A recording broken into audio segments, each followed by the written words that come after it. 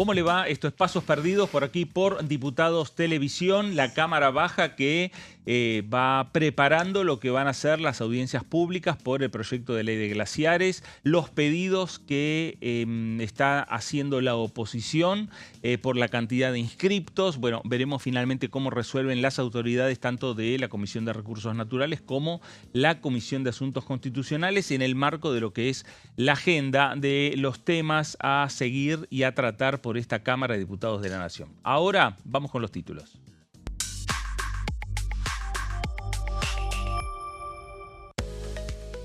Comisiones de Relaciones Exteriores y de Presupuesto y Hacienda, plenario en el Senado para dictaminar sobre 2 convenios internacionales.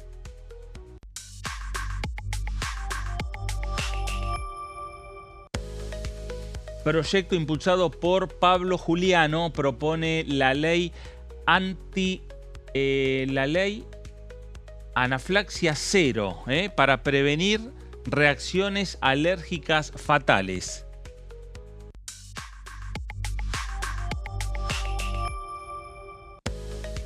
Ley de glaciares, se oficializó la audiencia pública con inscripción abierta hasta el 20 de marzo. Bueno, ahí están los temas que tienen que ver con la agenda parlamentaria, que tienen que ver también con el Senado Nacional, porque a lo largo de esta semana, por ahora, no hay agenda en esta Cámara de Diputados. Sí, en el Senado de la Nación, 5 de la tarde. En una hora nada más va a haber un plenario de comisiones encabezado por Relaciones Exteriores, conjuntamente con Presupuesto y Hacienda. El tema son convenios internacionales que tienen que, bueno, tener la ratificación parlamentaria. La tuvieron, en caso de uno de los convenios también tiene la sanción de la Cámara Baja, lo tuvieron, pero perdieron el estado parlamentario durante el año 2025.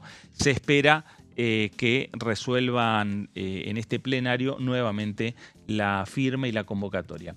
Señor Antonio Ricovene, ¿cómo le va? Buenas tardes. ¿Cómo tal, Fer? Buenas tardes para vos, para todo el equipo. Sí, y un Senado que intenta mostrar algo de actividad. Vamos a ver qué va a pasar en la reunión de labor parlamentaria. También. Que está prevista para hoy a las 18:30. Un oficialismo que quiere abrir el recinto inaugurar este periodo ordinario. Lo cierto es que todavía no hay temas demasiado calientes que convoquen a los senadores a que vuelvan. Vamos a ver si la sesión se da finalmente esta semana o la próxima, es una de las posibilidades, pero empieza a haber algo de movimiento. Bueno, vamos a ampliar la mesa porque ya tenemos nuestro primer invitado, diputado Alejandro Fargosi, hombre de la Ciudad de Buenos Aires, hombre de la justicia, hombre de la Libertad Avanza. ¿Cómo le va? Gracias por acompañarnos. ¿Qué tal? ¿Cómo está? Gracias a ustedes por invitarme. Bueno, ¿la primera vez que viene acá ¿La primera vez? a Diputados Televisión? Es la primera vez. Bueno, vamos a ir también a conocerlo un poco más, al diputado Fargosi con sus proyectos, con sus iniciativas. Audiencia pública, por ahora, el tema glaciares es lo primero que hay en el horizonte, ¿no? Exactamente, es lo primero, es trascendental. Sí. Y sobre todo tiene una característica muy interesante para poder facilitar que la gente entienda cómo es el proceso legislativo. Hay una cosa que se llama técnica legislativa, que tiene que ver con cómo se escribe una ley. ¿Por qué? Porque uno de los mayores desafíos en la comunicación humana es que una persona le pueda transmitir a la otra qué es lo que realmente está pensando. Eso se hace con palabras, que pueden ser orales o escritas. Pero claro, cuando estamos hablando de una ley, es un sector, que es el Poder Legislativo, que es el gobierno para generalizarlo, que le transmite a un país y para el futuro, o sea, a todo un país, a los 47 millones de habitantes y mientras dura la ley para el futuro, le transmite qué es lo que debe ser y qué es lo que no debe no ser. El gran problema es que las palabras a veces tienen interpretaciones cambiantes según el momento o según la persona. O tienen 2 significados de los cuales hay que usar uno para entenderse y no hay que usar otro. De hecho, es interesante, hay ejercicios que se hacen usualmente, y se los puede ver en las redes perfectamente, de cambiar una coma de lugar. El cambio de una coma o el cambio de un acento cambia el sentido de un párrafo. Esto en materia legal es de lo que vivimos los abogados, en realidad. Esto en materia legal es un desafío monumental. Y por eso, en el caso de la ley de glaciares, que ha generado tal como se la ha escrito hasta hoy, ha generado una serie de dudas interpretativas y de conflictos que llevó a que varias provincias le pidieran al gobierno aclarar esa ley. En el caso de la ley de glaciares hay que ser muy cuidadoso porque es algo que a todos nos importa muchísimo, como es el medio ambiente, el agua, y no hay que dar espacio para malas interpretaciones. Diputado, y más de 18.000 inscritos para participar en la audiencia pública. Un sector de la oposición pidió que se ampliara la cantidad de días que se le va a destinar a esas audiencias públicas. ¿Considera posible aumentar esos días? La política es el arte de lo posible, dijo Aristóteles hace 2200 años, con lo cual hay que ver las cosas en el momento. No me parece que tengamos que acercarnos a ese momento futuro con prejuicios. ¿Por qué lo digo?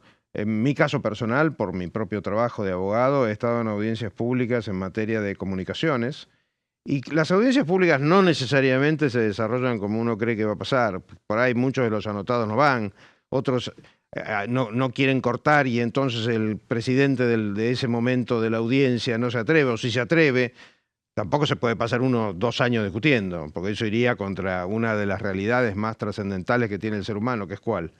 El tiempo es lo único que no podemos reemplazar. El tiempo se nos va y es irreemplazable y llega un momento en el que nos morimos, con lo cual es valioso. O sea, en principio usted dice que no.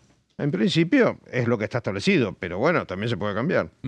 O sea, hay una, digamos, una estrategia, una decisión política que hay que adoptar si se posterga o no el tratamiento o pensando en la llegada del proyecto al recinto, ¿no? Que es un poco también el objetivo que tiene la Libertad Avanza. Es el objetivo que tiene la Libertad Avanza porque nosotros queremos cambiar el país y lo queremos cambiar en esta vida, no en la siguiente. Y hay muchos ejemplos, desgraciadamente, en la historia argentina de cómo los temas se van demorando y demorando. Pensemos todas las cosas que quiso la reforma del 94 que todavía no ocurrieron y ya van 32 años. Hay que tener mucho cuidado con las postergaciones porque las postergaciones pueden ser algo que termina dañando en lugar de beneficiando. Le quería preguntar, diputado, ¿por dónde piensa que va a seguir la agenda del oficialismo en la Cámara? ¿O tienen reunión de bloque? ¿Hay alguno de las reformas que anticipó el presidente que iban a mandar los ministerios? ¿Alguna que ya tengan previsto empezar a trabajar acá? No, por ahora estamos trabajando en todo previo a la entrada en el recinto, con lo cual es prematuro.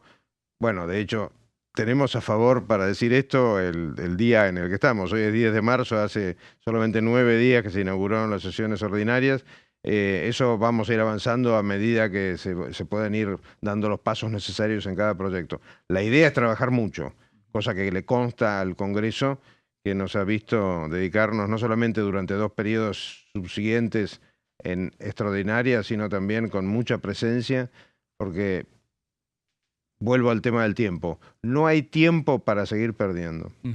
Alejandro, ¿qué opina usted del proyecto, o por lo menos de la necesidad de llevar adelante una reforma política respecto al tema, por ejemplo, de las primarias abiertas, simultáneas y obligatorias, donde los trascendidos están señalando que la idea es derogarla directamente, ¿no? Habrá que buscar acuerdos, a lo mejor en la búsqueda de esos acuerdos se pueden hacerlas no obligatorias y eso a lo mejor a aliados del gobierno le permiten acompañar, pero digo, sin entrar en lo que piensa el bloque, sin entrar en lo que piensa la Casa Rosada. ¿Qué piensa el diputado Fargosi?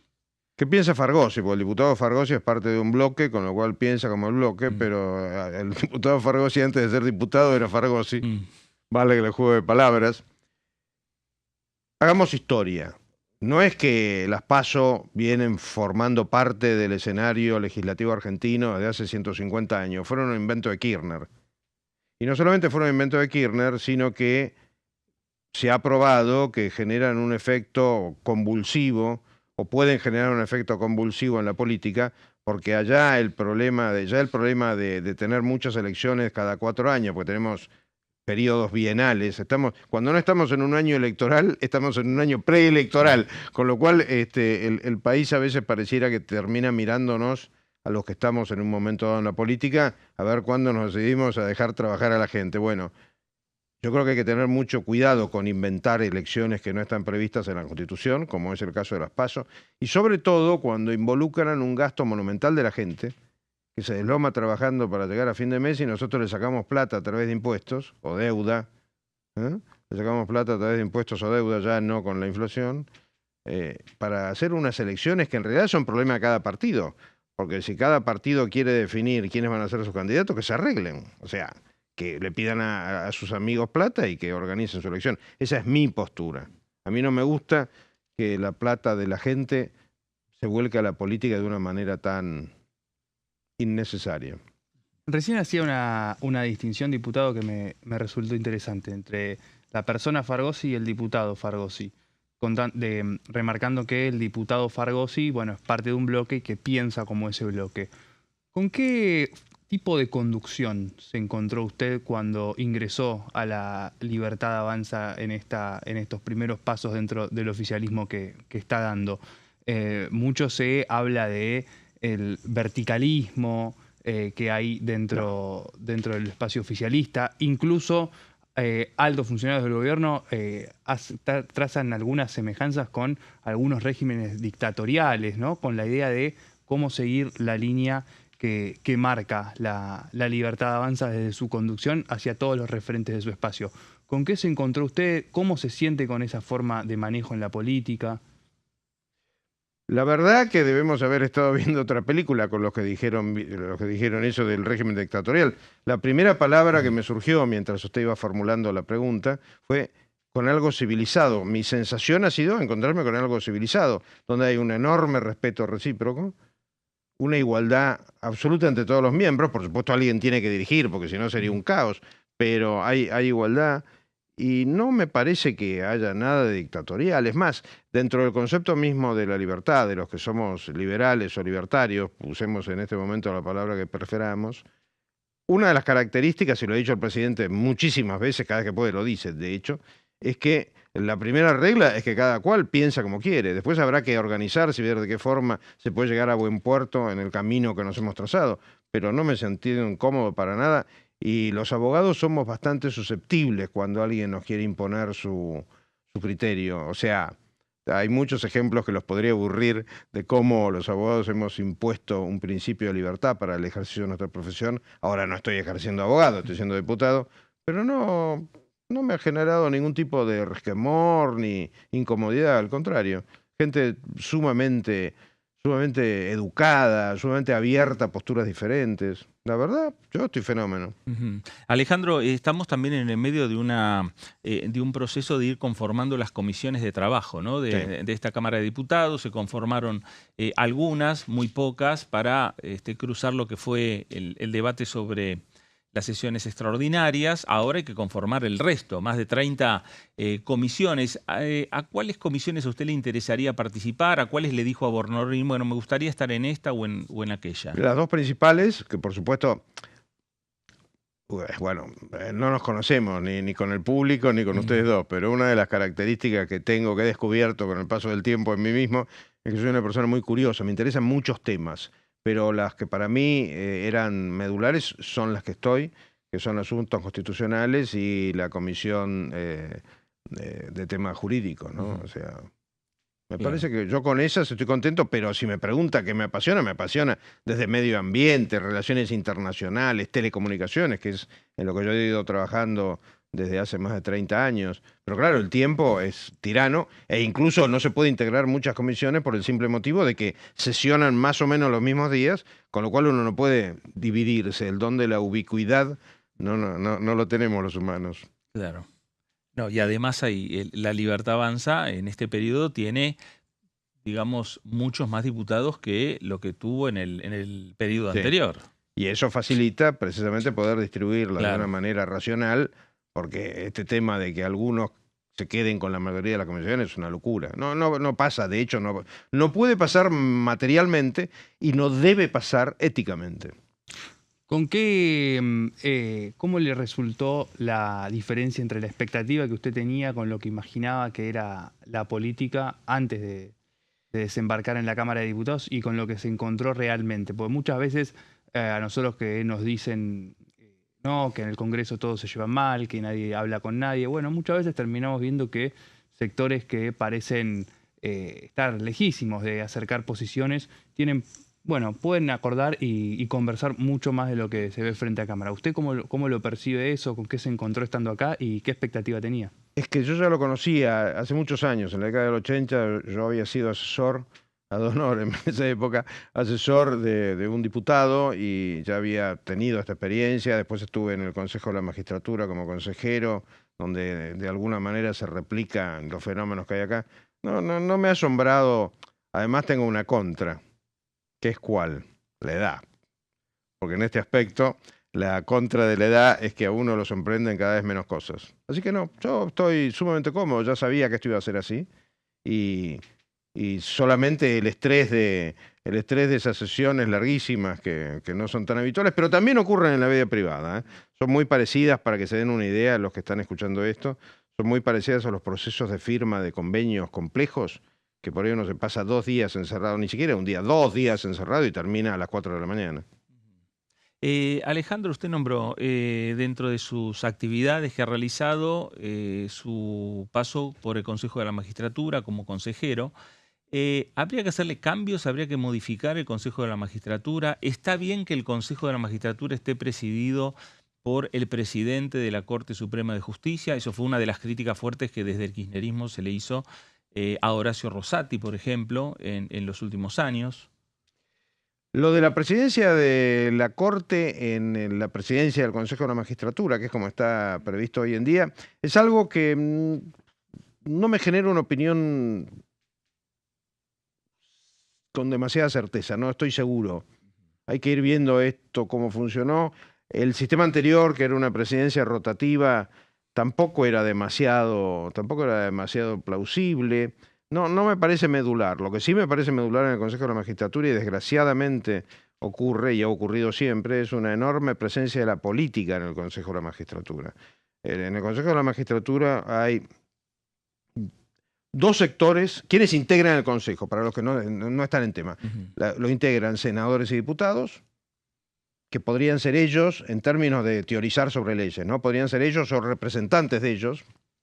Por ahora vienen siendo diputados o senadores en actividad. Jueces, que son menos profesionales de lo que parece, porque los jueces están más relacionados con la política de lo que uno podría suponer estando afuera de todo este mundillo judicial. Académicos, que de académicos no tienen prácticamente nada, ahora si quieren se los explico.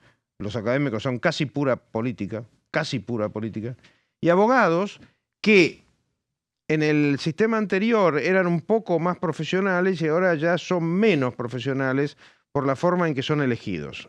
Si quieren que se los desarrolle, les desarrollo las 2 afirmaciones que han sido más o menos controvertibles. Lo de los abogados, Sí, que son más a ver. políticos que abogados, Sí. y lo de los académicos, que de académicos tienen prácticamente nada. ¿Por qué digo lo de los abogados? Porque los abogados, para ser elegidos, los abogados en el Consejo de la Magistratura y el presidente de la Nación son los únicos cargos en el sistema eleccionario argentino que tienen que hacer campaña desde Jujuy hasta Tierra del Fuego. Repito, el presidente de la Nación, con una campaña que cuesta decenas de millones de dólares por lo bajo, y los abogados que están en el Consejo de la Magistratura tienen que hacer, supuestamente, una campaña que va desde Jujuy hasta Tierra del Fuego. ¿Qué es lo que termina provocando eso?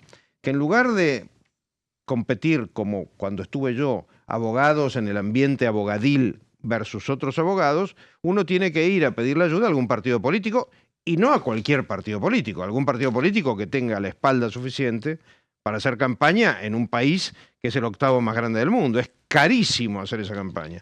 El resumen, ¿cuál es? El resumen es que ese abogado, el abogado que quiere competir para llegar al Consejo de la Magistratura, tiene que hacer un pacto con algún partido político. Y los pactos en política son básicamente entrega de voluntad. Uno no está cambiando figuritas. Uno dice, bueno, yo voy a votar como me digas vos. Y eso es malo, es pésimo, es lo peor que uno podría concebir, meter a la política en el Consejo. Y pasa algo relativamente similar con los académicos. ¿Por qué? Porque los académicos en realidad representan a los rectores de universidades públicas. Y los rectores y decanos de universidades públicas son elegidos con un componente político que es impresionante. En las universidades públicas no llega cualquiera a ser rector, no llega el que más sabe, no llega el profesor más respetado, llega el que lleva el apoyo en general de dos partidos. El peronismo en alguna de sus múltiples variantes que ha tenido a lo largo de todos estos años y el radicalismo que tiene una presencia muy intensa en todo lo que es las universidades públicas, sobre todo en la UBA. Conclusión, son políticos los políticos, tienen un componente político muy alto los jueces, que han sido designados por la política en otros consejos de la magistratura anteriores, tienen que hacer arreglos con la política, y cuando digo arreglos no es plata, son arreglos de índole de decisiones, los abogados y los académicos han llegado a los lugares donde están por hacer política. Resumen, todo política. Y no es bueno. ¿Y qué espera de la designación de Maíquez como ministro de Justicia? ¿Piensa que puede sanear un poco este sistema que ustedes Espero que pase el tiempo suficiente para poder hablar de lo que hizo Maíquez. Yo tengo una... Bueno, pero ¿qué espera de acá en más? No. Espero lo que dice Maíquez que va a hacer, por supuesto. Pero trato de no hacer evaluaciones de ministro que no tiene ni una semana en su cargo. Pero viendo cómo fue su manejo como procurador general de la ciudad. Totalmente, no me dediqué la verdad que no soy un exégeta de Maíquez, no me dediqué a analizar la vida de Maíquez. No, lo digo en serio. Pero sí me imagino que lo conoce por su actividad profesional. No, porque la verdad que no nos cruzamos. Hablé una vez, una conversación social que duró menos de medio minuto. Yo hacía telecomunicaciones, él hace penal. Esos mundillos que parecen no estar tan separados, realmente están separados. Estamos cerrando el bloque, pero preguntarle, Alejandro, ¿para usted el presidente tendría que integrar, normalizar la Corte Suprema de Justicia o no? Lo último que voy a hacer, después de admirar cómo el presidente ha desarrollado su carrera política y cómo está desarrollando su presidencia, lo único que no voy a hacer es decir qué es lo que el presidente debe hacer, y menos en público. En todo caso, lo diría él. Perdón que sea tan frontal. No, está muy bien, está muy bien. Bueno, algo que usted sí nos puede adelantar en 30 segundos. ¿Un primer proyecto que ya está trabajando? Los proyectos en los que estoy trabajando son los proyectos que trabaja el bloque. Es muy importante tener en cuenta lo siguiente. Nosotros tenemos un sistema electoral que es el sistema de lista sábana. Con lo cual, ninguno de los que está sentado en una banca hoy en día puede decir, sin ponerse colorado, que llegó por él. Llegamos porque somos parte de un colectivo, como se dice ahora, de un conjunto, en el que la gente vota a las cabezas de cada partido político. Con lo cual, eso implica un ejercicio profundo de humildad y de ser muy consciente de que somos engranajes dentro de un mecanismo de relojería sumamente complejo. Alejandro, gracias por visitarnos. Gracias a ustedes. Gracias. Alejandro Fargosi, diputado de La Libertad Avanza por la ciudad de Buenos Aires. Vamos a hacer la primera pausa y enseguida regresamos. Quédese, estamos aquí en Pasos Perdidos, estamos en Diputados Televisión.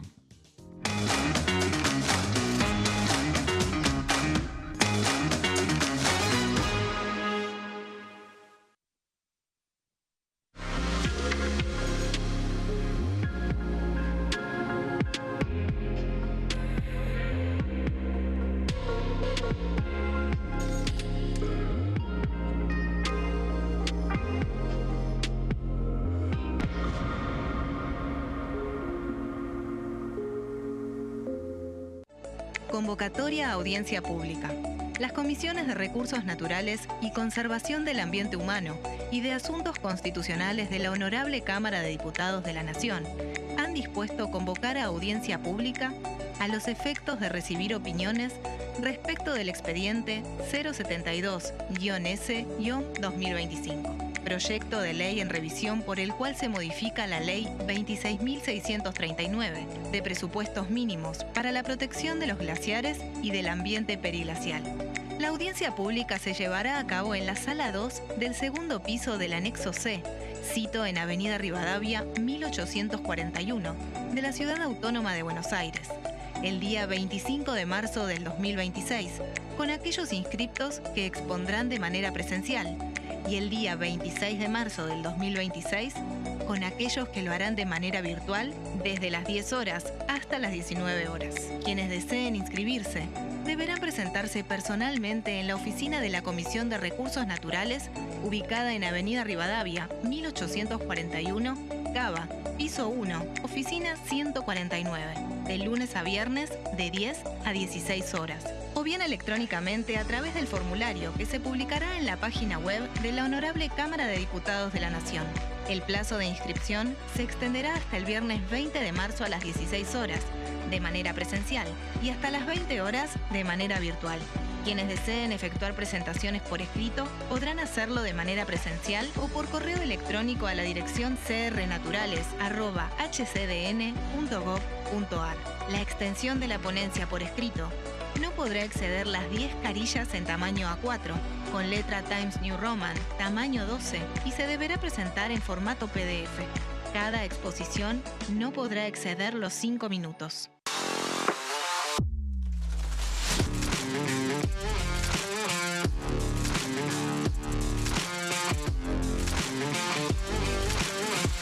Orden del día, de lunes a viernes, 11 horas.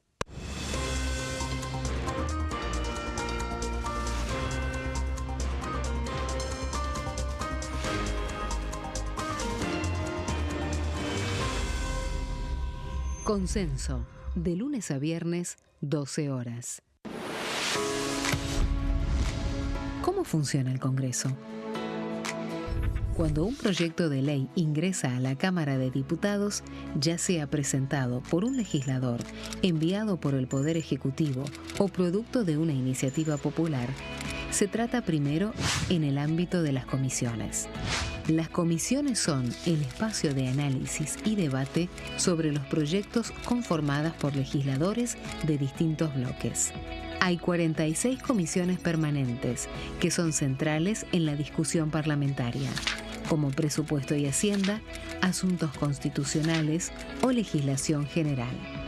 Existen también 32 comisiones especiales que tratan temas específicos.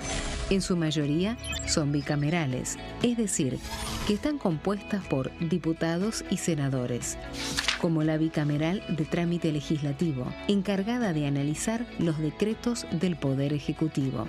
Para que un proyecto sea tratado en el recinto, debe contar con el apoyo de la mayoría de los integrantes de las comisiones a las que haya sido girado.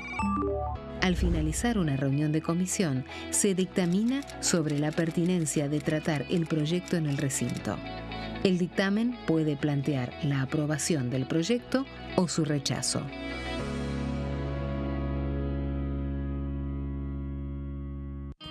El sarampión es una enfermedad viral altamente contagiosa. Que no juegue con tu hijo. Puede poner en riesgo especialmente a menores de 5 años no vacunados. Ante la aparición de fiebre y manchas rojas en la piel, consulta de inmediato con un médico.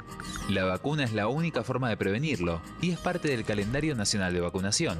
Es segura, gratuita y está disponible en vacunatorios, centros de salud y hospitales públicos del país.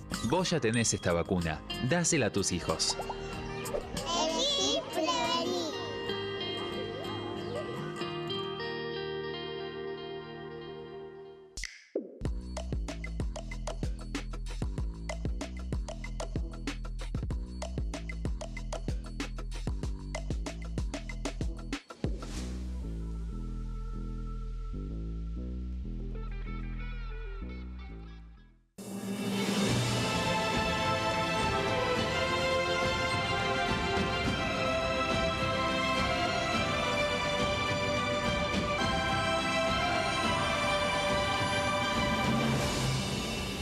La bancada, de lunes a viernes, 13 horas.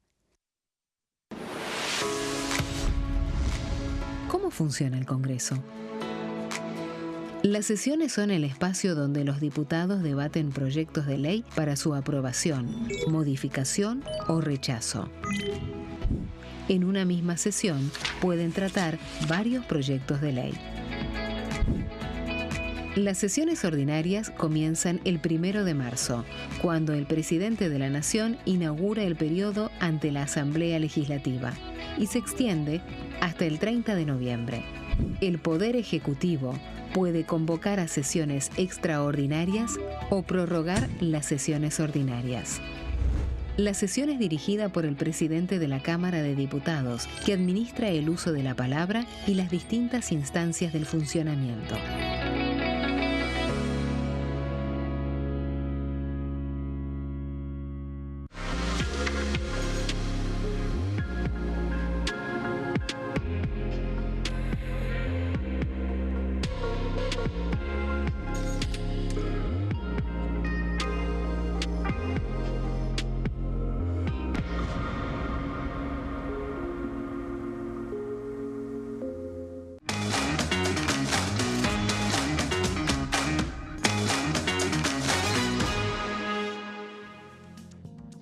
Nuevo bloque de Pasos Perdidos por aquí por Diputados Televisión, en una jornada en la cual, dentro de lo que marca la agenda de este Congreso Nacional, están para el próximo 25 y 26 de marzo las audiencias públicas en el marco de la discusión de los cambios a la ley de glaciares. En la jornada de hoy, 3 diputados nacionales: Maximiliano Ferraro de la Coalición Cívica, Sabrina Selva de Unión por la Patria, María Inés Singarán de Provincias Unidas, le han pedido a los presidentes de ambas comisiones, de Recursos Naturales y también de Asuntos Constitucionales, que extiendan el tiempo de audiencias por la cantidad de inscriptos. Hay 18.000 inscriptos y eso marca la necesidad de, bueno, de ampliar los días, ¿no? Sí, un poco también esta necesidad surge, bueno, lo decía Fer, por la cantidad de inscriptos que hay. También la oposición juega con esta idea de ir aplazando también de a poco el tratamiento del proyecto. La justificación que dan también para pedir que se dé mayor lugar a las personas que quieren participar de la audiencia pública tiene que ver con lo tratado en el Acuerdo de Escazú en septiembre de 2020, este acuerdo internacional con rango constitucional que tiene en la Argentina, que indica que cualquier cambio en la normativa ambiental debe ser consultada a la ciudadanía para que pueda expresarse a través de estas audiencias públicas. Bueno, vamos a ver si lo aceptan o no. Recién se lo preguntamos al diputado Fargosi. Yo lo noté más inclinado por el no que por el sí, debo confesar, pero tampoco dio mayores precisiones. Bueno, Tony, nos vamos a ir rápidamente a la provincia de Tucumán. Vamos.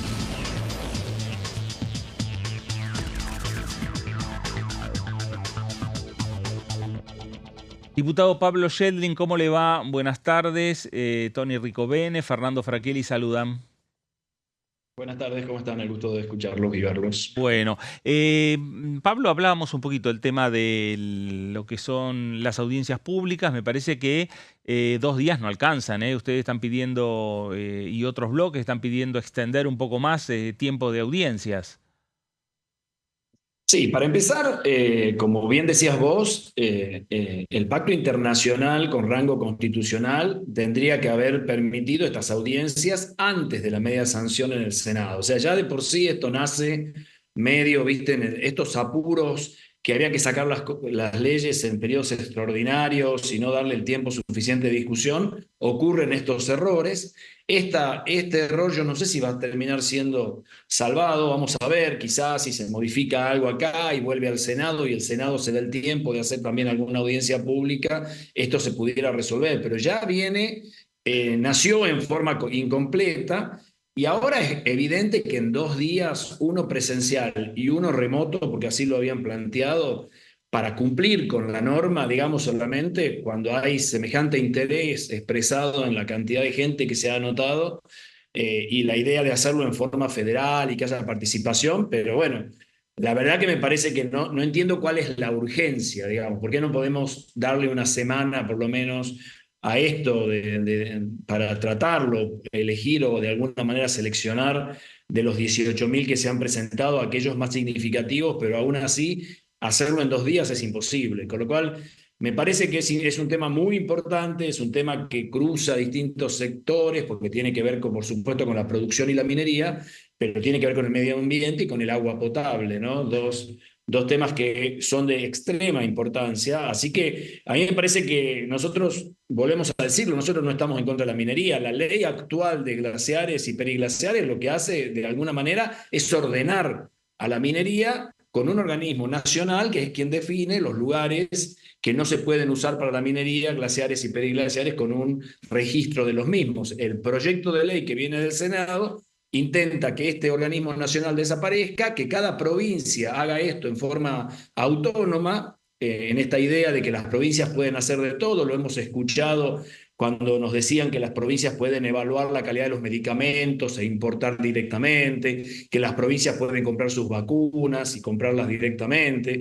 Bueno, esta idea de que cada provincia en la Argentina se transforme en un país aparte, que está en las antípodas de nuestro pensamiento. Nosotros creemos que la unidad nacional, si bien hay cosas que las provincias deben hacer y son responsables de hacerlo, por ejemplo, charlábamos de la salud, y por supuesto que en el tema de todo lo que es el subsuelo, la minería, también tienen una injerencia directa, porque la Constitución así se lo da.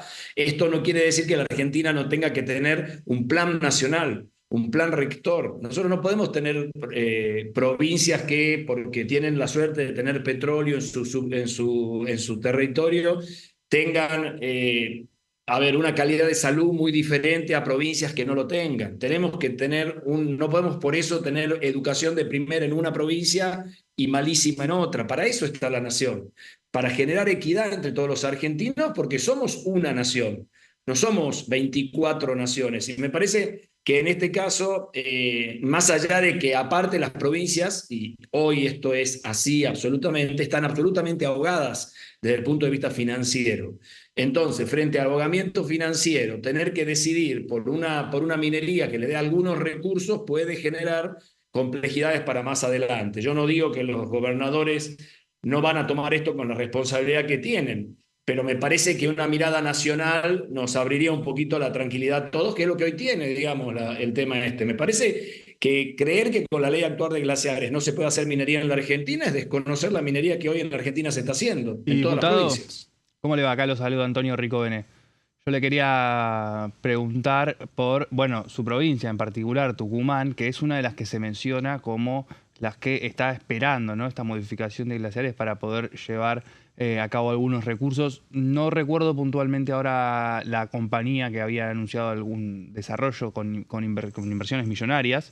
Quería preguntarle, bueno, ¿cómo se da este debate en su provincia, ¿no es cierto?, teniendo en cuenta el impacto ambiental, pero también la promesa de desarrollo económico. Tucumán tiene en sus cerros algunos glaciares que compartimos con Catamarca en gran medida, que producen agua para la zona. Nosotros tenemos en Tucumán, increíblemente, aunque ustedes no lo crean, una ley local que prohíbe la minería metalífera. O sea, la prohíbe directamente. O sea, nosotros en Tucumán, por suerte, tampoco tenemos yacimientos importantes hasta ahora. Hay algunas ideas de investigación en algunas zonas, pero hoy la verdad es que nuestra actividad minera en Tucumán es una actividad que se desarrolla en Catamarca y recorre el mineraloducto que viene con el barro que sacan de la mina. La lumbrera pasa por la provincia de Tucumán, se carga en nuestros trenes y se va hacia los puertos de Rosario, para de ahí viajar a Canadá. Eso es lo que nosotros tenemos de minería. Nosotros inclusive Tucumán no tiene... Lo primero que debería hacer Tucumán si le interesa la minería es derogar esa ley que prohíbe la minería, que para mí es una ley vetusta, que no tiene ningún sentido, porque la minería, insisto, nosotros no estamos en contra de la minería. Yo creo que la minería es una actividad más que puede dar recursos, que puede dar empleo. No da mucho empleo, pero puede dar empleo, puede dar recursos. Con las leyes del RIGI que tenemos votadas en la Argentina, tampoco da muchos recursos, pero a mí me parece que eso no puede estar prohibido. Ahora, de ahí me parece que el control, o sea, los presupuestos mínimos para el control ambiental, no que esta ley, de alguna manera, la media sanción del Senado viene a cambiar, me parece que deben sostenerse. ¿Y cómo se da esa discusión hacia adentro del peronismo en Tucumán, donde hay un sector que sí está dispuesto a avanzar con esa modificación? No sé, no escuché al peronismo en Tucumán expresarse claramente en esto. Al no ser, como te digo, una provincia minera, no sé qué irá a hacer Osvaldo Jaldo, el gobernador y los diputados, seguramente estarán, si uno ve por la historia de sus votos, más en sintonía con lo que la Casa Rosada solicite. Pero bueno, me parece que en este tema quizás pudieran acompañarnos a nosotros y poner el ambiente y el agua potable, que son en realidad más necesarias para la provincia de Tucumán. Pero a mí lo que me parece es que no podemos terminar votando, si yo tengo minería, votar a favor, si yo no tengo minería, votar en contra. Debiéramos tener una mirada de país, que este gobierno intenta destruir. O sea, acá creo que me voy a salvar solo. Esta idea de los provincialismos, de que las provincias, si tengo petróleo me salvo, si me aparece litio me salvo, si tengo... y como Tucumán, si tenés limones y bioetanol y azúcar y frutillas y palta, no te vas a salvar, porque la verdad que lo que este gobierno está haciendo con todas estas economías regionales es malísimo. Entonces, me parece que eso nos ha llevado este gobierno a esa situación. Y me parece que es un error. Ojalá podamos ponernos de acuerdo en una ley que sea buena para la minería, para que escuche los pedidos de las mineras, pero que los escuche preservando la fuente de agua potable para nuestro país. Y Pablo, ¿tu relación con Jaldo cómo queda? No, estamos con muy poca relación en este momento. Él ha optado por esta decisión de acompañar al gobierno nacional y nosotros estamos viendo que las políticas nacionales han puesto en jaque a la Universidad Nacional de Tucumán, han puesto en jaque a la salud pública, han puesto en jaque el empleo. Vos pasás por San Miguel de Tucumán, por el centro, y se ven la cantidad de negocios cerrados. Comercios que cierran, más de 4.000 empleados que dejaron de trabajar en las textiles, algo en la actividad citrícola también. La verdad es que este gobierno, y a la gente no le alcanza el salario. O sea, a los tucumanos, a las tucumanas, no les alcanza el salario. Como no le alcanza el salario a ninguno de los porteños, ni a ninguno de los provincianos de otras provincias, hay más desempleo, alcanza menos, la inflación continúa. Ahora, No voy a decir que la inflación es por la guerra y el petróleo, pero todos sabemos que la inflación en la Argentina venía en dólares muy alta, muy por arriba del ingreso de los salarios de nuestra gente. Ahora, esta cercanía con el gobierno nacional que está demostrando Jaldo en estos últimos meses nos surgió después de la elección de octubre de 2026 y ustedes decidieron ir juntos en Tucumán. ¿Consideran la posibilidad de no compartir una lista para la elección del año que viene? No sé si eso está, me imagino que internamente de alguna forma eso se piensa, por lo menos para no repetir ese error. Sí. Jaldo iba a cortarle la peluca al león. Sí, el peronismo ganó bien en Tucumán, ganamos 51%, me parece que la alianza en ese sentido fue exitosa. Después no se cumplió con lo que habíamos acordado de que íbamos a dividir los diputados para que podamos tener algún beneficio de esa unión los que estamos en contra de las políticas de Milei. Pero bueno, a mí me parece que el 27 y el tema electoral es un tema al que le falta mucho todavía por andar. Vamos a ver cómo llega el gobierno, vamos a ver quiénes son los candidatos. Nosotros vamos a tener una elección que, si con esta idea de los provincialismos cada vez es más evidente, se va a separar de la elección nacional.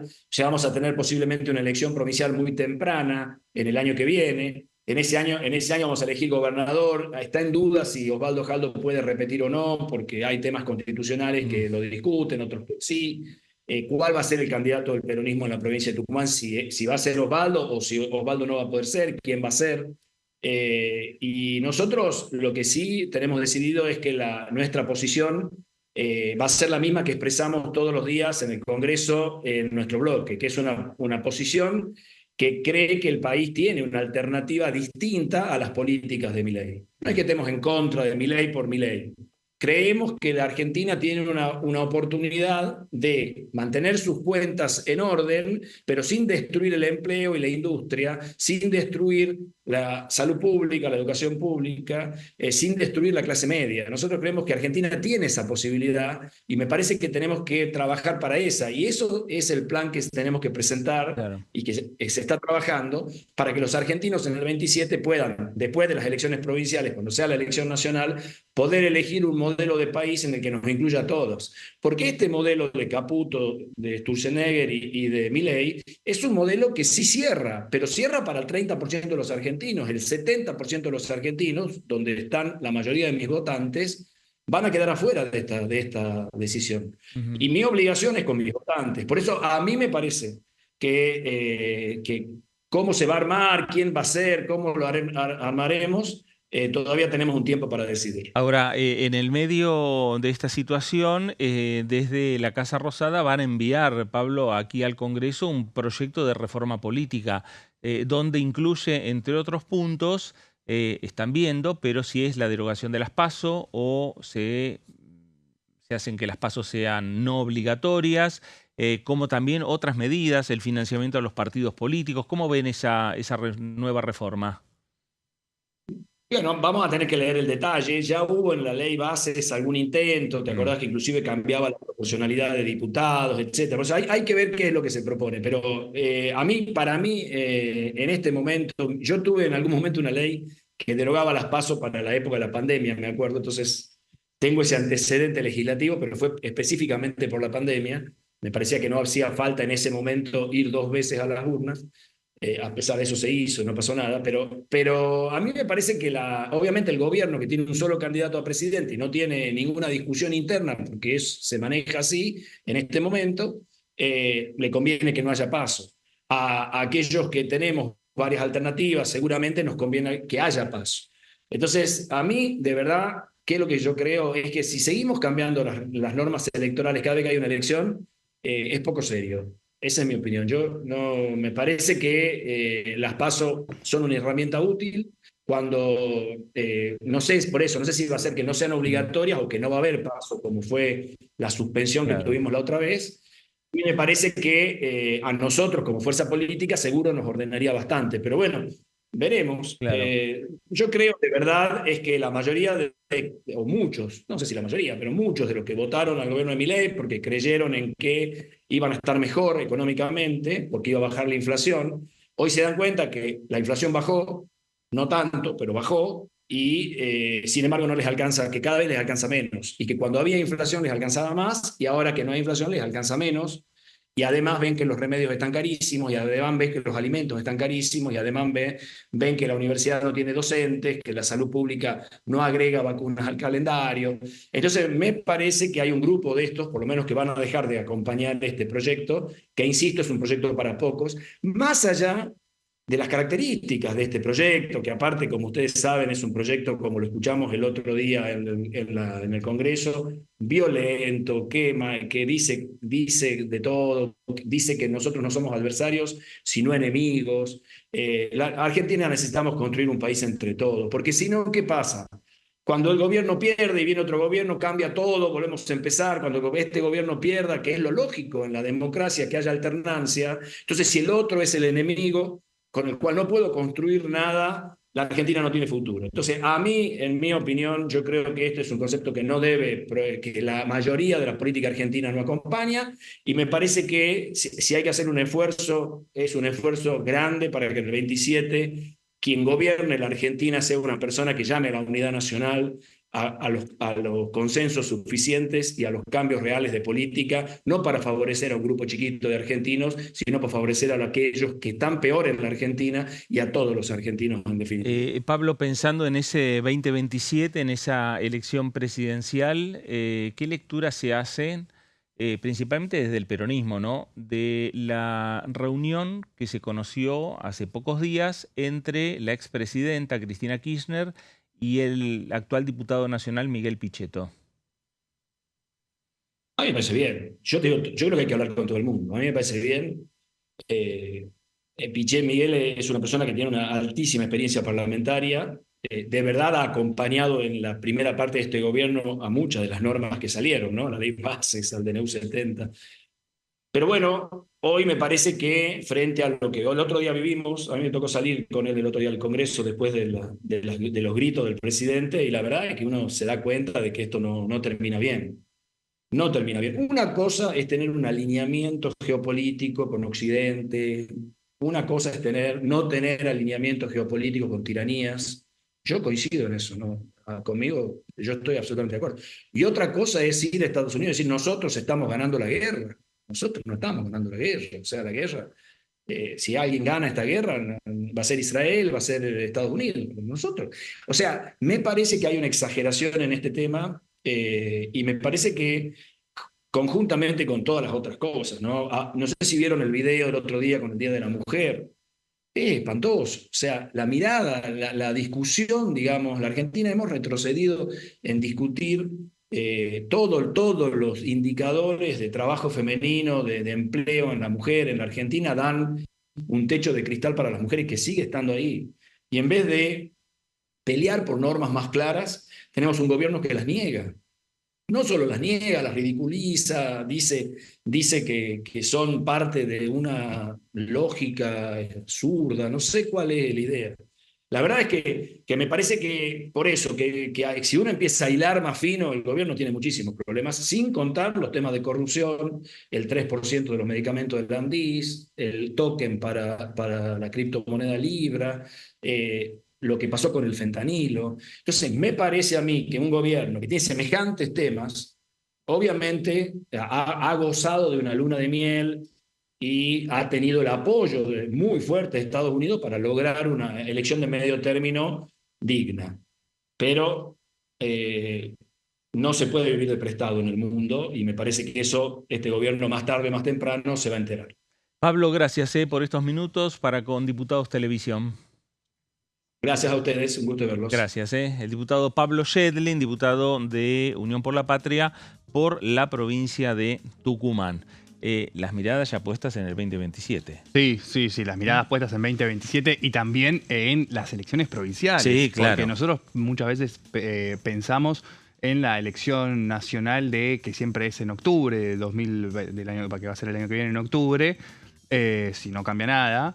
Pero bueno, también ya en febrero, en un año ya vamos a estar hablando de nuevos gobernadores. Claro. Exacto. Más allá de que la reforma política, por lo menos lo que va trascendiendo, hay que esperar que entre el proyecto. En alguno de los puntos intenta el gobierno que se unifique en el calendario electoral las provincias con la nación. Sí. Así que veremos si aquellos gobernadores que hoy están más cercanos al gobierno, bueno, acompañan eso. Si es así, a lo mejor tendría Tucumán que tener la misma fecha que la elección nacional. Vamos a ver finalmente qué ocurre con esa reforma y si ingresa al Congreso. Bueno, y hay que ver por qué Cámara, ¿no? Sí. También. Sí, vamos a hacer también uno de los temas interesantes de discusión. Y de definir, esto se tendrá que definir en los próximos días. Nos vamos a ir a la pausa. Tony, gracias por acompañarnos hoy. Gracias a vos, Fer. Recuerdo un dato que es importante tener en cuenta a la hora de hablar de reformas electorales, que se necesita mayoría absoluta, que es 129 diputados y 37 senadores. Claro, mayoría absoluta de ambas cámaras, legislativas. Nos vamos a la pausa. Quédese, estamos en Diputados Televisión. Enseguida regresamos.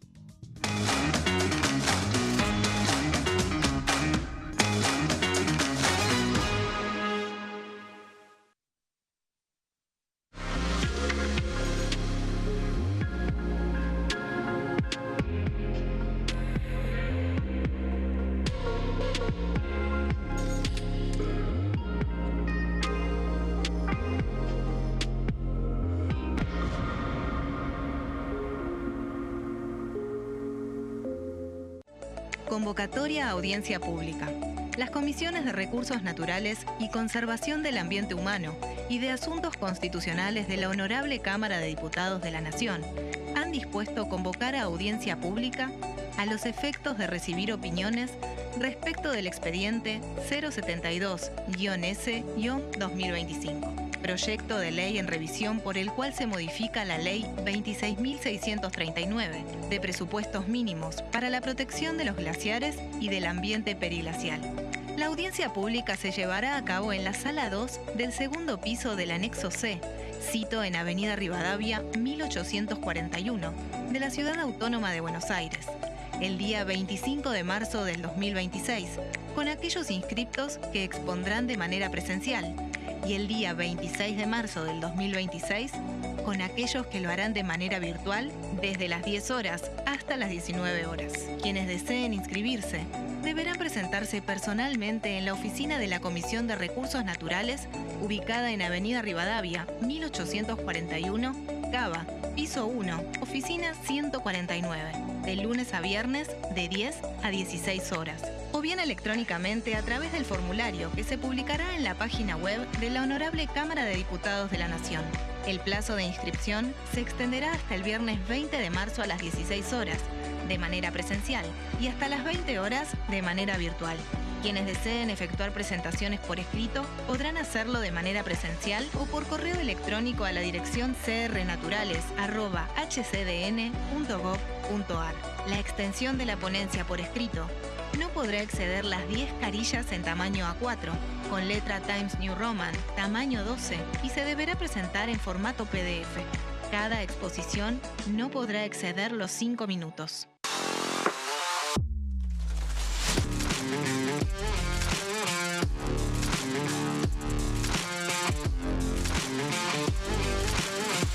Orden del día, de lunes a viernes, 11 horas.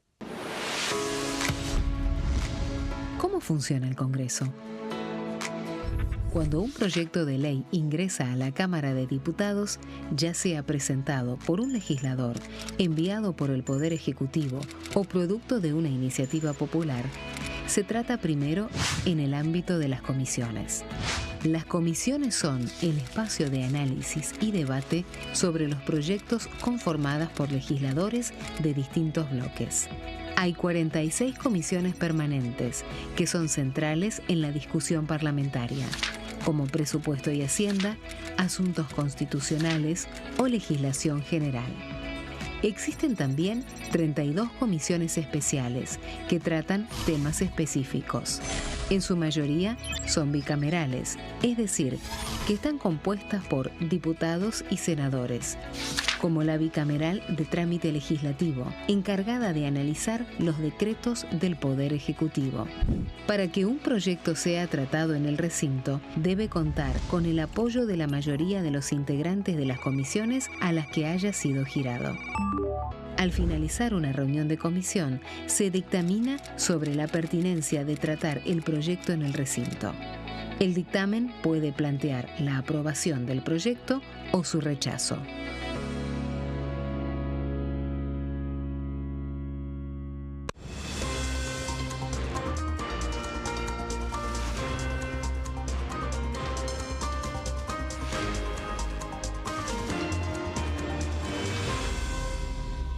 Consenso, de lunes a viernes, 12 horas. El sarampión es una enfermedad viral altamente contagiosa. Que no juegue con tu hijo. Puede poner en riesgo especialmente a menores de 5 años no vacunados. Ante la aparición de fiebre y manchas rojas en la piel, consulta de inmediato con un médico. La vacuna es la única forma de prevenirlo y es parte del calendario nacional de vacunación. Es segura, gratuita y está disponible en vacunatorios, centros de salud y hospitales públicos del país. Vos ya tenés esta vacuna, dásela a tus hijos.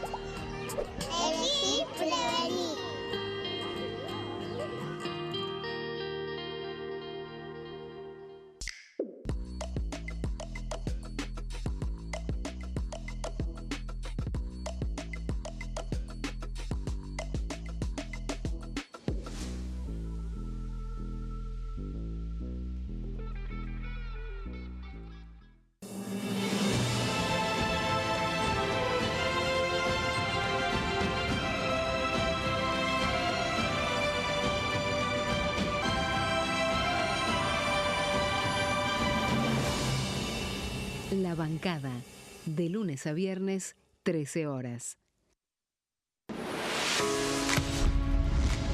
¿Cómo funciona el Congreso? Las sesiones son el espacio donde los diputados debaten proyectos de ley para su aprobación, modificación o rechazo.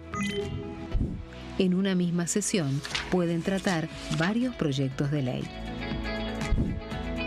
Las sesiones ordinarias comienzan el 1 de marzo, cuando el presidente de la Nación inaugura el periodo ante la Asamblea Legislativa y se extiende hasta el 30 de noviembre. El Poder Ejecutivo puede convocar a sesiones extraordinarias o prorrogar las sesiones ordinarias. La sesión es dirigida por el presidente de la Cámara de Diputados, que administra el uso de la palabra y las distintas instancias del funcionamiento.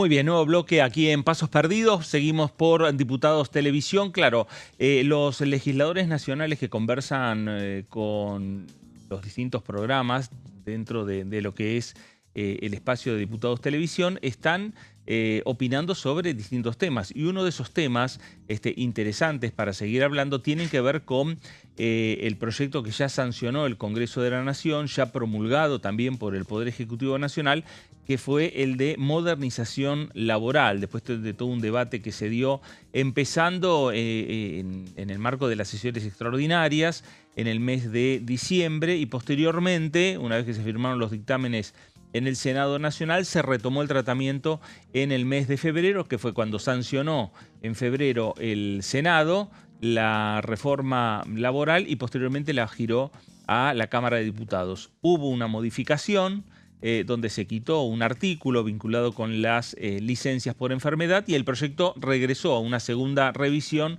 a la Cámara de Senadores como Cámara de origen y por lo tanto también el Senado tenía que resolver si aceptaba o no esa modificación de la Cámara de Diputados. Aceptó, la aprobó y finalmente convirtió en ley la modernización laboral. Ariel Rogerberger, diputado de Unión por la Patria por la provincia de La Pampa, habló con DTV sobre este tema de esta manera.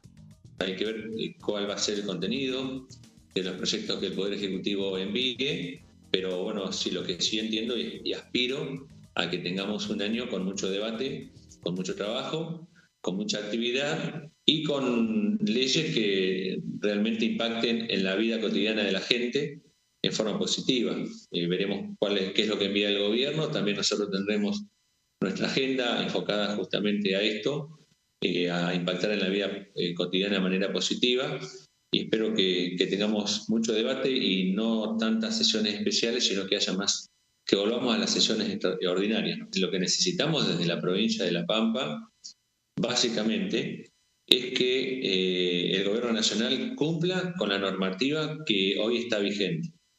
Porque en nuestra provincia los docentes, por ejemplo, de nuestra provincia, dejaron de recibir un 10% aproximadamente de su salario porque el gobierno nacional eliminó el fondo de incentivo docente. O sea, incumplió con una ley, la derogó y no volvió a aplicarla y eso está impactando fuertemente en el poder adquisitivo, por ejemplo, de la educación de la provincia de La Pampa, también esto a nivel país, ¿no? Que necesitamos que la nación cumpla con las normativas que hoy existen. Por ejemplo, había una ley nacional, y hay una ley nacional que establece que el gobierno nacional se tiene que hacer cargo de los déficits de las cajas jubilatorias de las provincias que no transfirieron su sistema jubilatorio, y desde que el gobierno asumió no mandó un solo peso por este concepto, y esto generó una deuda de más de 400.000 millones de pesos desde el gobierno nacional con la provincia de La Pampa, con nuestros jubilados provinciales. El gobernador tuvo que ir a la justicia para que la justicia convocara a conciliación al gobierno nacional. Bueno, se firmó un convenio donde están regularizando una parte de esa deuda, 60.000 millones sobre 400.000 que nos están debiendo. Eso está afectando a nuestro sistema jubilatorio. Está desfinanciando también a la provincia. Nuestra provincia siempre tuvo equilibrio fiscal, cosa que compartimos, un equilibrio fiscal sustentable, con equilibrio social también, ¿no? Bueno, ahí estaba Ariel Rogerberger, diputado de Unión por la Patria, por la provincia de La Pampa, el tema la modernización laboral. Diputado Néstor Pitrola, hombre del Frente de Izquierda, hombre del Partido Obrero, ¿cómo le va? Gracias por acompañarnos. Muy bien, un gusto, gracias por la invitación. Bueno, a ver, varios temas. Uno de los temas, recién lo hablaba el diputado de Unión por la Patria, el tema de la modernización laboral. ¿Se crearán empleos? ¿Mejorará el ingreso y se normalizará el ingreso de trabajadores a las empresas? Creo que ninguna de esas cosas tampoco es de modernización. Es un atraso de más de 100 años. Ir para atrás en jornada laboral, en vacaciones, en enfermedad, en todos los planos. Cálculo indemnizatorio es clave. Y vamos para atrás en el financiamiento jubilatorio. que hoy es una de las grandes demandas de la población con apoyo transversal. Le quitan fondos para financiar los despidos de los trabajadores. Si vos mirás FATE, Sí. un cierre de 1.000 trabajadores, esa es la perspectiva que tenemos por delante en la Argentina. Y la reforma laboral que hemos llamado esclavista desde el Frente de Izquierda, porque agrava la explotación de los trabajadores en todos los planos, va a favorecer el despido, tipo FATE. Ahora Verónica. Ojo, tiene menos prensa que FATE porque los compañeros del Sunda ocuparon la fábrica, están luchando. Pero Verónica son también cerca de 1.000 trabajadores. Todas las plantas de Verónica cerradas. Los trabajadores a la calle. En muchos casos sin un peso. Hay una gráfica, Morbillo, yo soy gráfico de toda la vida, ocupada hace un año. Quebró. No le pagaron un peso a los trabajadores. Un negocio inmobiliario. Pasa cualquier cosa. La avalancha importadora y la caída brutal de la demanda interna está liquidando media industria, media producción y medio comercio. Las 23.000 empresas cerradas son de todo orden. Yo creo que la política económica de Milei no camina ni para atrás ni para adelante. Creo que tiene una fortaleza precaria que se ha visto en estas votaciones en el Congreso. Lo rescató Donald Trump para las elecciones de octubre pasado. Y hoy, con el escenario mundial de crisis, aumento de los combustibles por la guerra en Medio Oriente y las guerras por todas partes, porque sigue la de Ucrania, Medio Oriente, Palestina, son miles de frentes, hasta pudo haber una pelea con la unidad europea por Groenlandia, es decir, es un escenario mundial de crisis, de estanflación mundial, porque hay caída de la producción y tendencia a la inflación. Argentina eso lo eleva a la enésima potencia. Estamos en estanflación. 7 meses de caída en la producción, especialmente industrial. Inflación de 2 a 3% mensual, que es demoledora que el en gobierno salarios. lo destaca, ¿eh? El gobierno destaca cuando la inflación, por ejemplo, la de la Ciudad de Buenos Aires dio 2.6 y el gobierno ya habla que va a ser una inflación, un número similar para la inflación del mes pasado. Las familias están endeudadas, no lo destacan. El endeudamiento es récord en décadas. Cerca del 10% de los créditos no pueden devolverlos, no pueden pagar. Y ese porcentaje se eleva mucho en los créditos de la fintech. No, es un cuadro social dramático, sin perspectivas de mejora.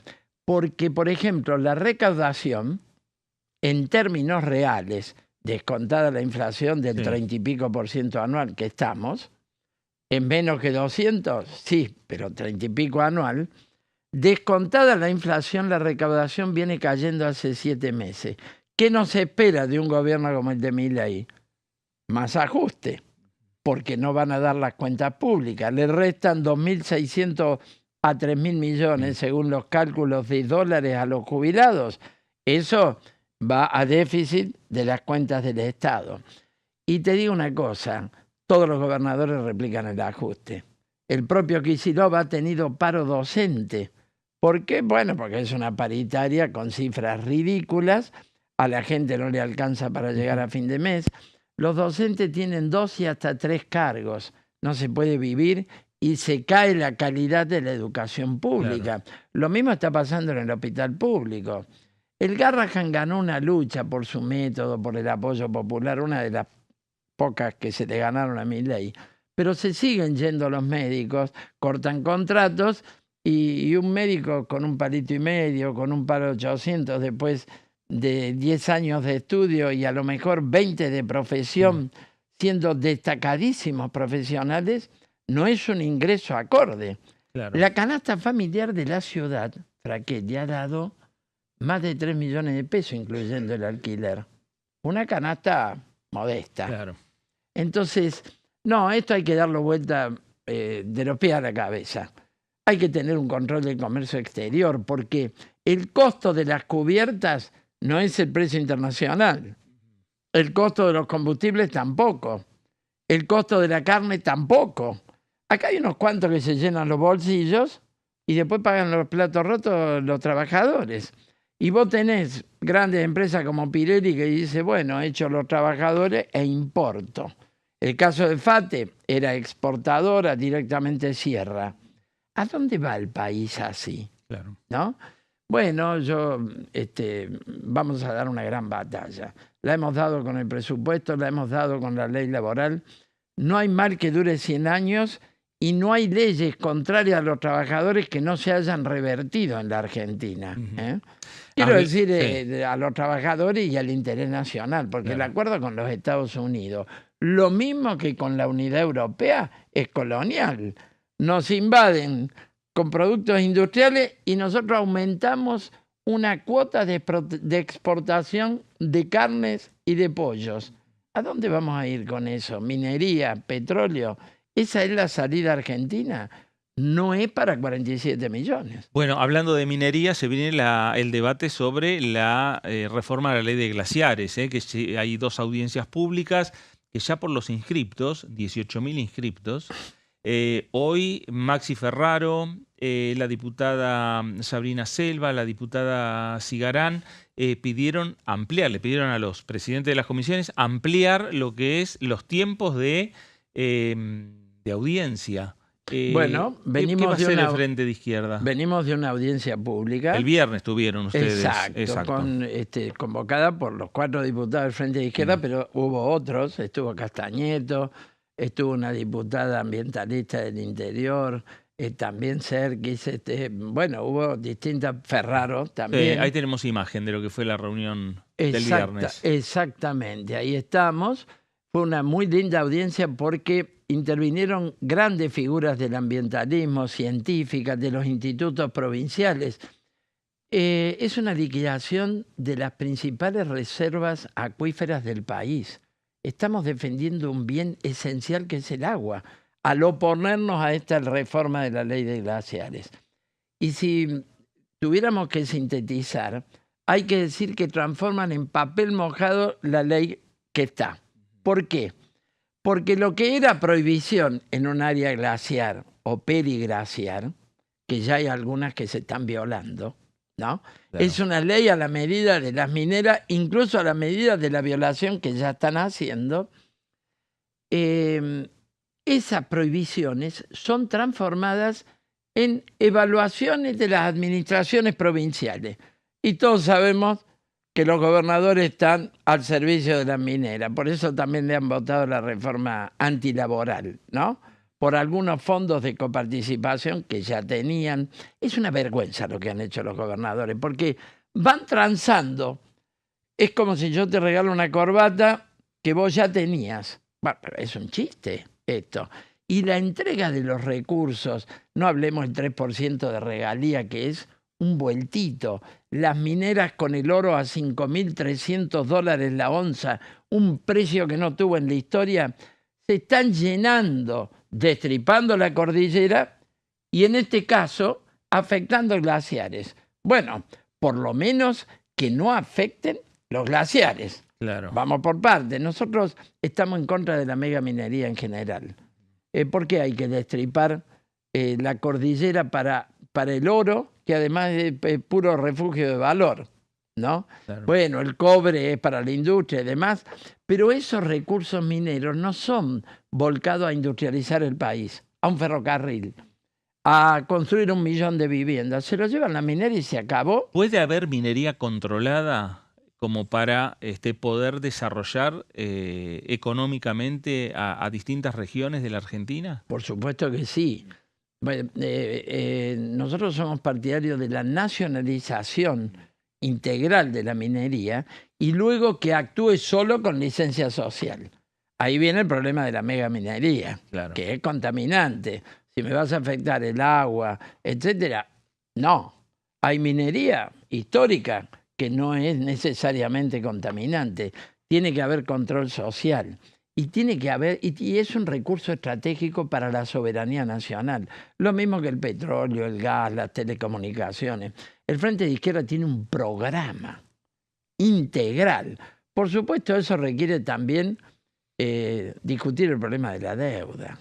Este es un país ahogado por una deuda completamente fraudulenta, ilegítima, pero son cosas que no se quieren discutir. Al contrario, lo de la minería está al servicio de juntar los dólares, porque lógico, las mineras se llevan el oro, entra un dólar, va al Banco Central y sirve para pagar la deuda. Pero un día nos vamos a quedar sin los recursos que no son renovables y una Argentina de pobreza. Si el modelo es Ecuador, bueno, chao, no tenemos más nada que hablar, 70% de pobres, Claro. ¿no? Por decir uno de los modelos, lo mismo Perú, son países fuertemente mineros, fuertemente petroleros, el caso de Ecuador, bueno, el caso de Bolivia, que tuvo gas hasta que no lo tuvo más. Entonces, nosotros tenemos que tener en América Latina un desarrollo industrial. Y en Argentina tenemos que tener otra inserción en el mercado mundial. El único que aguanta un poco más es Brasil, igual con una desigualdad social que la tiene desde toda la vida, ¿no? Porque es un poco el gigante industrial de América Latina. Las inversiones priorizan Brasil, pero nosotros en América Latina tenemos que vivir todos. Y creo que no lo van a hacer los gobiernos capitalistas que tenemos. Vamos para atrás, para atrás. Por eso, los 4 diputados del Frente de Izquierda somos los que no votamos el acuerdo con la Unidad Europea. Lo votó, hubo 40 abstenciones, Sí. lo votaron 204 diputados. Bueno, quiere decir que hay una unidad política transversal en entregarnos a las potencias que se están matando para repartirse el mundo. Y nosotros somos un terreno de esa disputa. Imagina ese número también cuando el gobierno decida enviar aquí al Congreso el acuerdo entre la República Argentina y los Estados Unidos. Un respaldo importante también en ese número de porcentajes importantes para ese acuerdo. Creo que va a ser diferente porque a varios les va a costar levantar la manito para un acuerdo colonial de Milei con Trump, ¿no? La Unidad Europea sonaba mejor, pero tiene la misma característica, porque hay que mirar el articulado. En 15 años entran los autos europeos sin ningún arancel. Nosotros tenemos una industria para competir con eso. Claro. Quiero decir, nosotros no votamos ni el acuerdo con la Unidad Europea de todo el Mercosur, ni el acuerdo con los Estados Unidos, que además han arrodillado a la Argentina, porque arrodillaron a Milei. Milei está hoy, mañana no estará. Arrodillaron a la Argentina, le mantienen el 50% de aranceles al acero y al aluminio. No se puede creer. No se puede creer, es arrodillarnos. Y un poquito más de carne, que además va a aumentar acá ya más de lo que está. Un asado ya es casi de lujo. Claro. No, hay que recomponer el salario, hay que tener autonomía nacional, hay que reorganizar el país desde el campo de los trabajadores.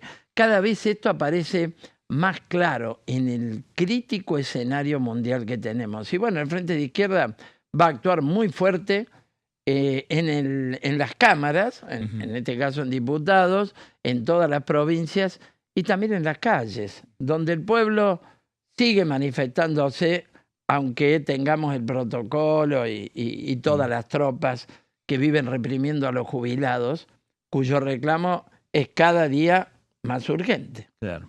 Néstor, gracias por visitarnos. Al contrario, gracias a ustedes, siempre a disposición. Bueno, gracias, como siempre. Néstor Pitrola, diputado nacional del Frente de Izquierda por la provincia de Buenos Aires, hombre del Partido Obrero. Hablando del presidente de la Nación, Javier Milei, está en los Estados Unidos, en Argentina Week, junto a empresarios y además junto a gobernadores que han trabajado con el diputado, con el presidente de la Nación, temas vinculados con la discusión de distintos temas aquí en este Parlamento. Hablamos nuevamente con el diputado Ariel Rogerberger, diputado de Unión por la Patria por la provincia de La Pampa. El tema tiene que ver con el régimen penal juvenil y hablaba de esta manera. Mirá, en nuestra provincia somos una de las provincias que está más avanzada en este sentido, donde el foco que ha puesto tanto el gobierno provincial como las instituciones que trabajan en la atención de menores de edad O sea, se ha trabajado de forma mancomunada con las instituciones de la sociedad civil. Acá nosotros se hizo una expresión pública de no estar de acuerdo con el tema de la baja de la edad de la imputabilidad, pero creo que el punto central no es el tema de la edad, sino que el punto central pasa por cómo va a ser la contención, cómo va a ser el apoyo que va a haber tanto desde el punto de vista social como educativo, y luego la justicia restaurativa, que son conceptos que son necesariamente involucran en esta cuestión. Nosotros en nuestra provincia no estamos con el problema que están teniendo por ahí en otros lugares, y como te decía, la posición desde nuestra provincia, no solamente del gobierno provincial, sino de las instituciones involucradas en la temática, fue de no estar de acuerdo con el proyecto. Sí, es necesario, y también lo sostuvimos en el bloque, que tiene que haber una nueva legislación, o había que hacer cambios en la legislación penal juvenil, pero no el proyecto que envió el gobierno. Lo que sí, bueno, esperamos que se logren los objetivos y que ojalá que pueda hacer que baje la conflictividad, pero creo que hay un punto central que no está contemplado en esta ley que se aprobó, que es el tema del presupuesto, porque para lograr los objetivos hay que tener presupuesto, y creo que los presupuestos que han estado planteados, o sea, no ha habido, el presupuesto que hay es mínimo, no es suficiente para atender la conflictividad que esto requiere, y creo que deja librado también a las provincias a su libre albedrío y a su libre disponibilidad presupuestaria, la atención del tema, un poco sacándose de lado la cuestión del gobierno nacional y trasladándoselo a las provincias. Así que esperemos que sí, que se logre, pero lo veo difícil, atento a cómo se planteó la ley en general, y en particular esto de la falta de presupuesto para poder tener las herramientas necesarias, no solamente en lo que es la prevención, sino luego posteriormente, en especial, digamos, los lugares donde estarían alojados los menores. Bueno, ahí estaba el diputado Ariel Rogerberger, hombre de Unión por la Patria de la provincia de La Pampa, el tema, el régimen penal juvenil sancionado por este Congreso Nacional. Lo hizo primero la Cámara de Diputados, luego el Senado Nacional, convirtiéndolo en ley y ya promulgado por el Poder Ejecutivo. Vamos a la pausa, la última de Pasos Perdidos, y regresamos enseguida.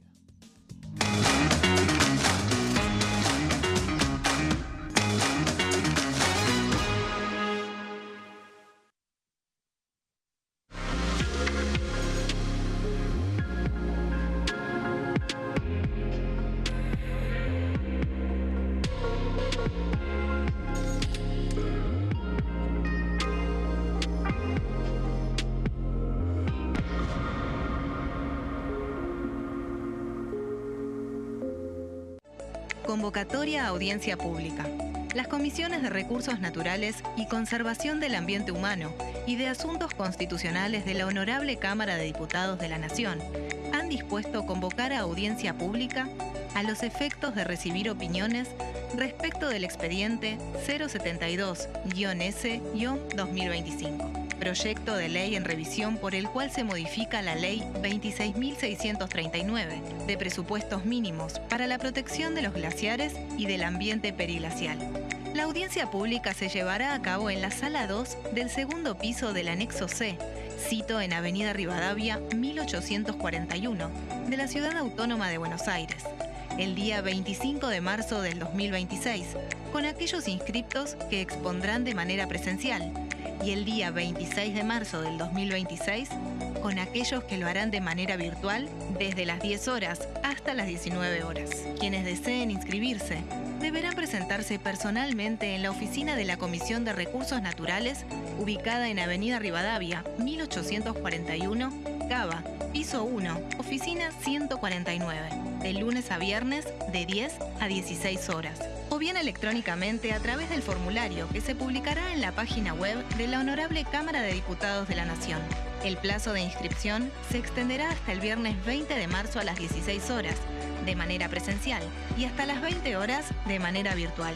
Quienes deseen efectuar presentaciones por escrito podrán hacerlo de manera presencial o por correo electrónico a la dirección crnaturales@hcdn.gov.ar. La extensión de la ponencia por escrito no podrá exceder las 10 carillas en tamaño A4, con letra Times New Roman, tamaño 12, y se deberá presentar en formato PDF. Cada exposición no podrá exceder los 5 minutos.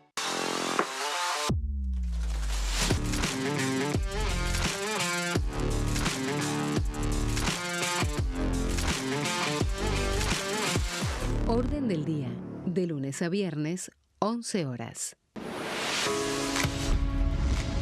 ¿Cómo funciona el Congreso? Cuando un proyecto de ley ingresa a la Cámara de Diputados, ya sea presentado por un legislador, enviado por el Poder Ejecutivo o producto de una iniciativa popular, se trata primero en el ámbito de las comisiones. Las comisiones son el espacio de análisis y debate sobre los proyectos conformadas por legisladores de distintos bloques.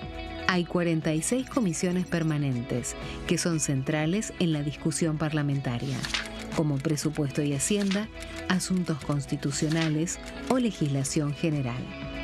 Existen también 32 comisiones especiales que tratan temas específicos.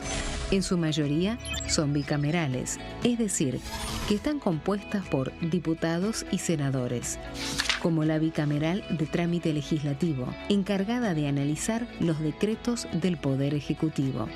Para que un proyecto sea tratado en el recinto, debe contar con el apoyo de la mayoría de los integrantes de las comisiones a las que haya sido girado.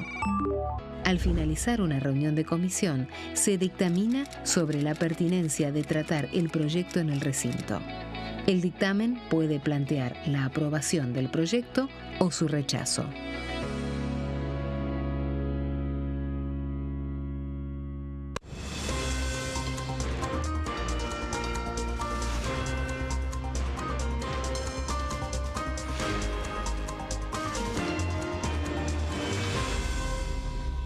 Consenso, de lunes a viernes, 12 horas.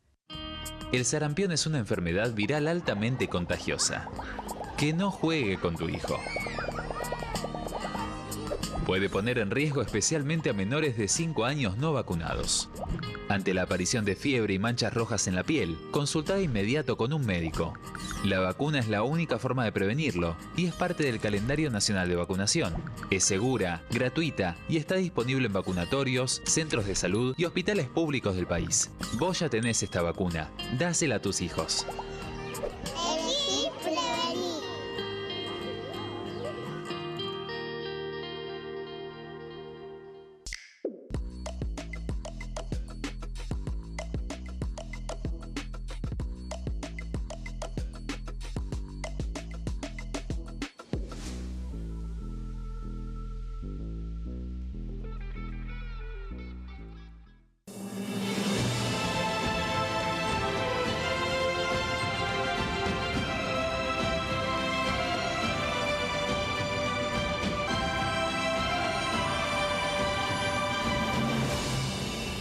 La bancada, de lunes a viernes, 13 horas.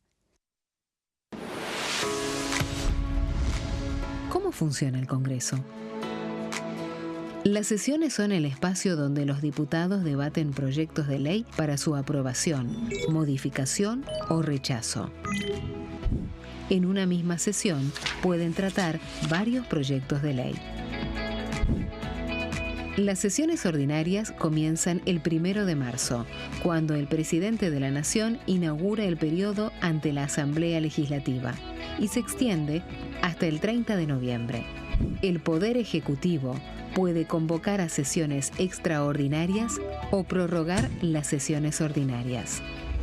La sesión es dirigida por el presidente de la Cámara de Diputados, que administra el uso de la palabra y las distintas instancias del funcionamiento.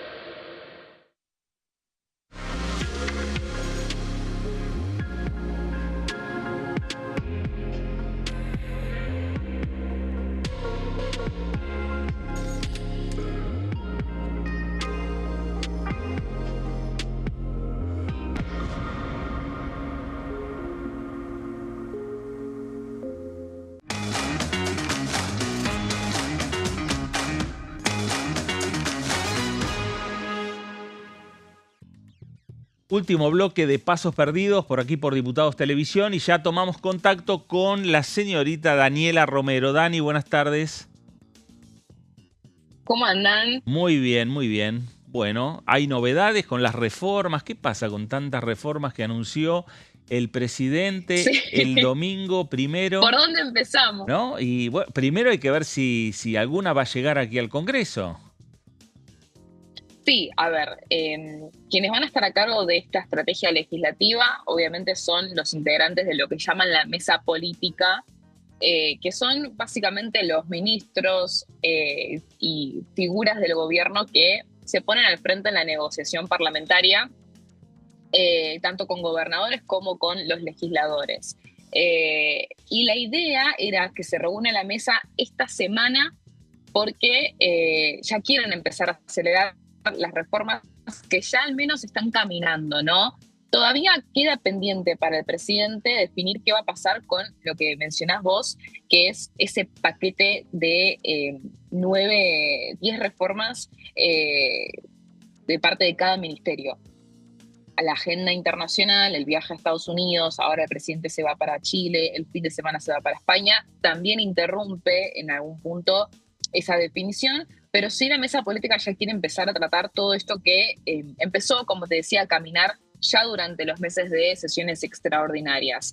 Principalmente lo que tiene que ver con financiamiento universitario y lo que tiene que ver obviamente con la ley de glaciares, que sabemos que tiene fecha para las audiencias públicas para fines de este mes. Claro. Vamos a ver si te parece la foto de quiénes son, ¿no? Estos integrantes de la mesa política nacional, que son los que van a definir cómo se va a llevar adelante esta estrategia. A mí lo que me dicen es que es muy probable que esta mesa se reactive la semana que viene.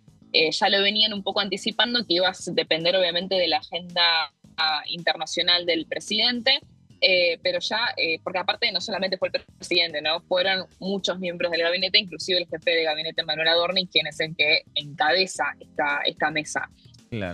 Así que la semana que viene probablemente se empiece a reactivar. Si podemos ver la foto, vamos a ver que está también obviamente el presidente de la Cámara de Diputados, Martín Menem, el ministro del Interior, Diego Santilli, obviamente la senadora Patricia Bullrich, jefe de bloque de La Libertad Avanza, también Lule Menem, Santiago Caputo, Ignacio De Witt, que quizás no es tan conocido, lo vemos ahí al lado de los dos Caputos, que es el secretario de Asuntos Estratégicos, que asume este rol con el cambio de gabinete a fines del año pasado, y un poco suple lo que hacía en su momento José Rolandi, ¿no? Como vicejefe de gabinete, que es esa rosca parlamentaria, ese pasilleo constante para asegurarse de que las reformas se aprueben. Claro. Obviamente que también una figura central es la secretaria general de la presidencia, Karina Milei, y lo vemos también al ministro de Economía, Luis Caputo, porque cuando fue el tratamiento de la reforma laboral, teniendo un capítulo impositivo tan importante, también se ha sumado a muchas de las reuniones. Claro, lo que podemos ver que a lo mejor, a ver, con esa imagen hay varios integrantes de esa mesa política que están ahora en los Estados Unidos. Por un lado. Sí, hay muchos, ¿no? Hay muchos que están en Estados Unidos. Al que sí lo vas a ver en Casa Rosada seguido es a De Witt. De Witt sigue caminando por acá. Santilli también, de hecho ha tenido varias reuniones. En Casa Rosada, por ejemplo, estuvo ayer Rogelio Frigerio. Y bueno, y obviamente Bullrich, que está acá activa, de hecho están por tener una reunión de labor parlamentaria en el Senado para ver si mañana pueden aprobar el ingreso de los militares y el ingreso de los pliegos, el ascenso de los militares y el ingreso de los pliegos judiciales. Claro, exactamente, 6:30 de la tarde, en menos de una hora. Exacto. Ahí tendrá que definirse, tendrán que ver si hay número también de legisladores para poder abrir el recinto, por lo menos tiene que tener 37 senadores nacionales. Y también seguramente en esas reuniones, según los temas, hablando del tema judicial, el flamante ministro de Justicia, Juan Bautista Máiquez, es posible que también se sume en alguna de las reuniones. Eso es clave lo que estás mencionando, porque obviamente que el Ministerio de Justicia ahora va a ser protagónico con todo lo que tiene que ver con las vacantes judiciales. Ya han anunciado que van a acelerar el envío de los pliegos de los juzgados inferiores no así la Corte Suprema ni el Procurador General. Todo lo que requiera mayoría especial va a estar contemplado en un eventual segundo mandato de Milei, eso es lo que dicen. Así que muy a largo plazo, pero sí van a acelerar estos juzgados, inferiores. Principalmente había anunciado Mahí que es el de familia, que son quizás los menos polémicos, ¿no?, a la hora de construir acuerdos.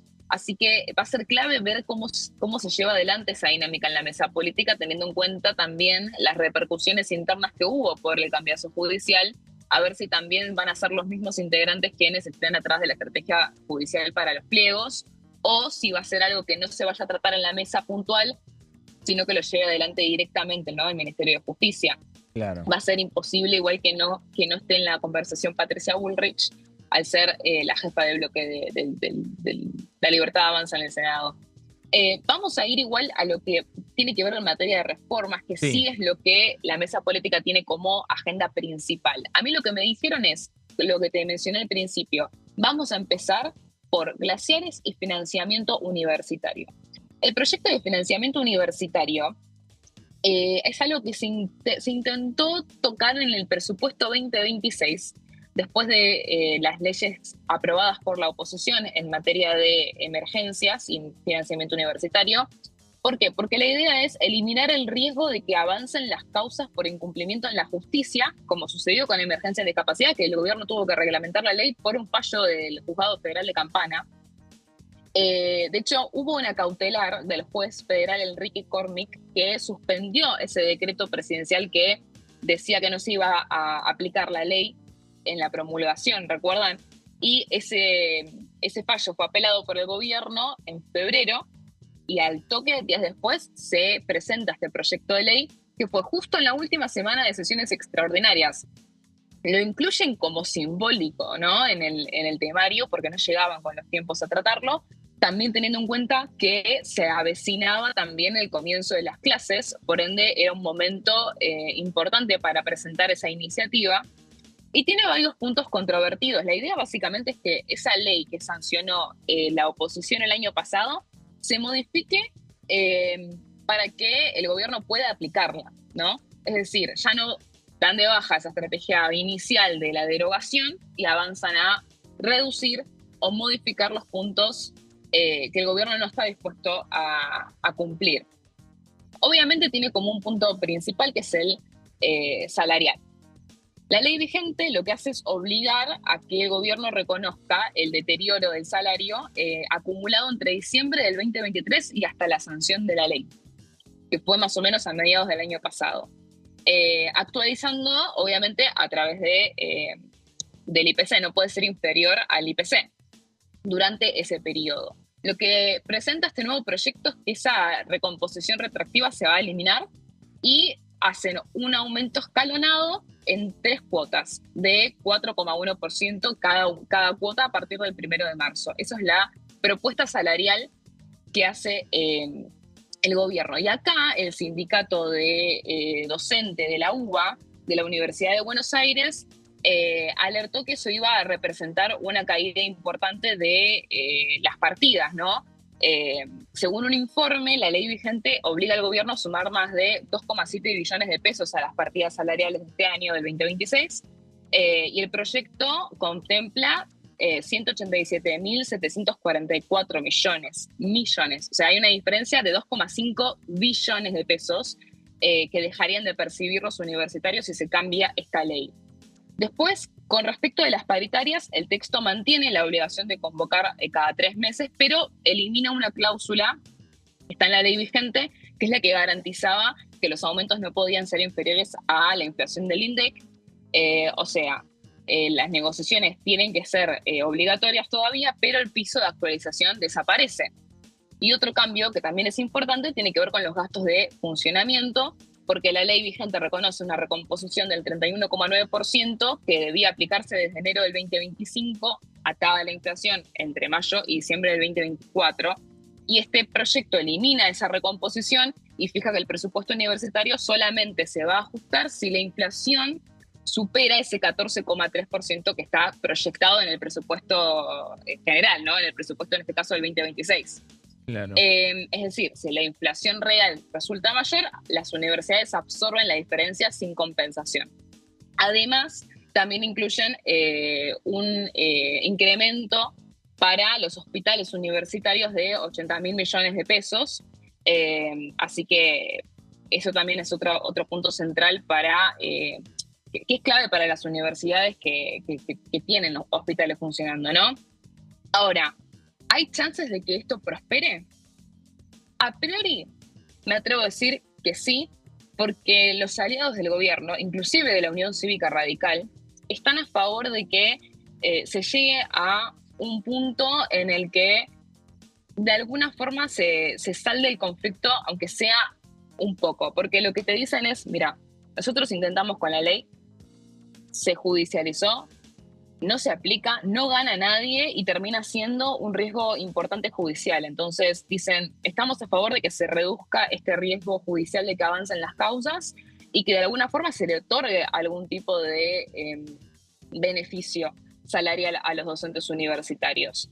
De hecho, bueno, un punto central que pedían los aliados es que este texto esté acordado con los rectores de las universidades y a priori, según lo que dice el gobierno, es un texto que definitivamente fue acordado y consensuado con los rectores, así que hay una predisposición positiva, pese a que siempre es un tema muy sensible y que va a generar, probablemente al igual que el año pasado, aunque con una menor escala, va a generar obviamente un montón de sensibilidades sociales, ¿no? Sin dudas, y además me parece, Dani, que para el gobierno la idea también es cerrar un capítulo y un tema, una discusión de un tema que es el tema del financiamiento a las universidades nacionales.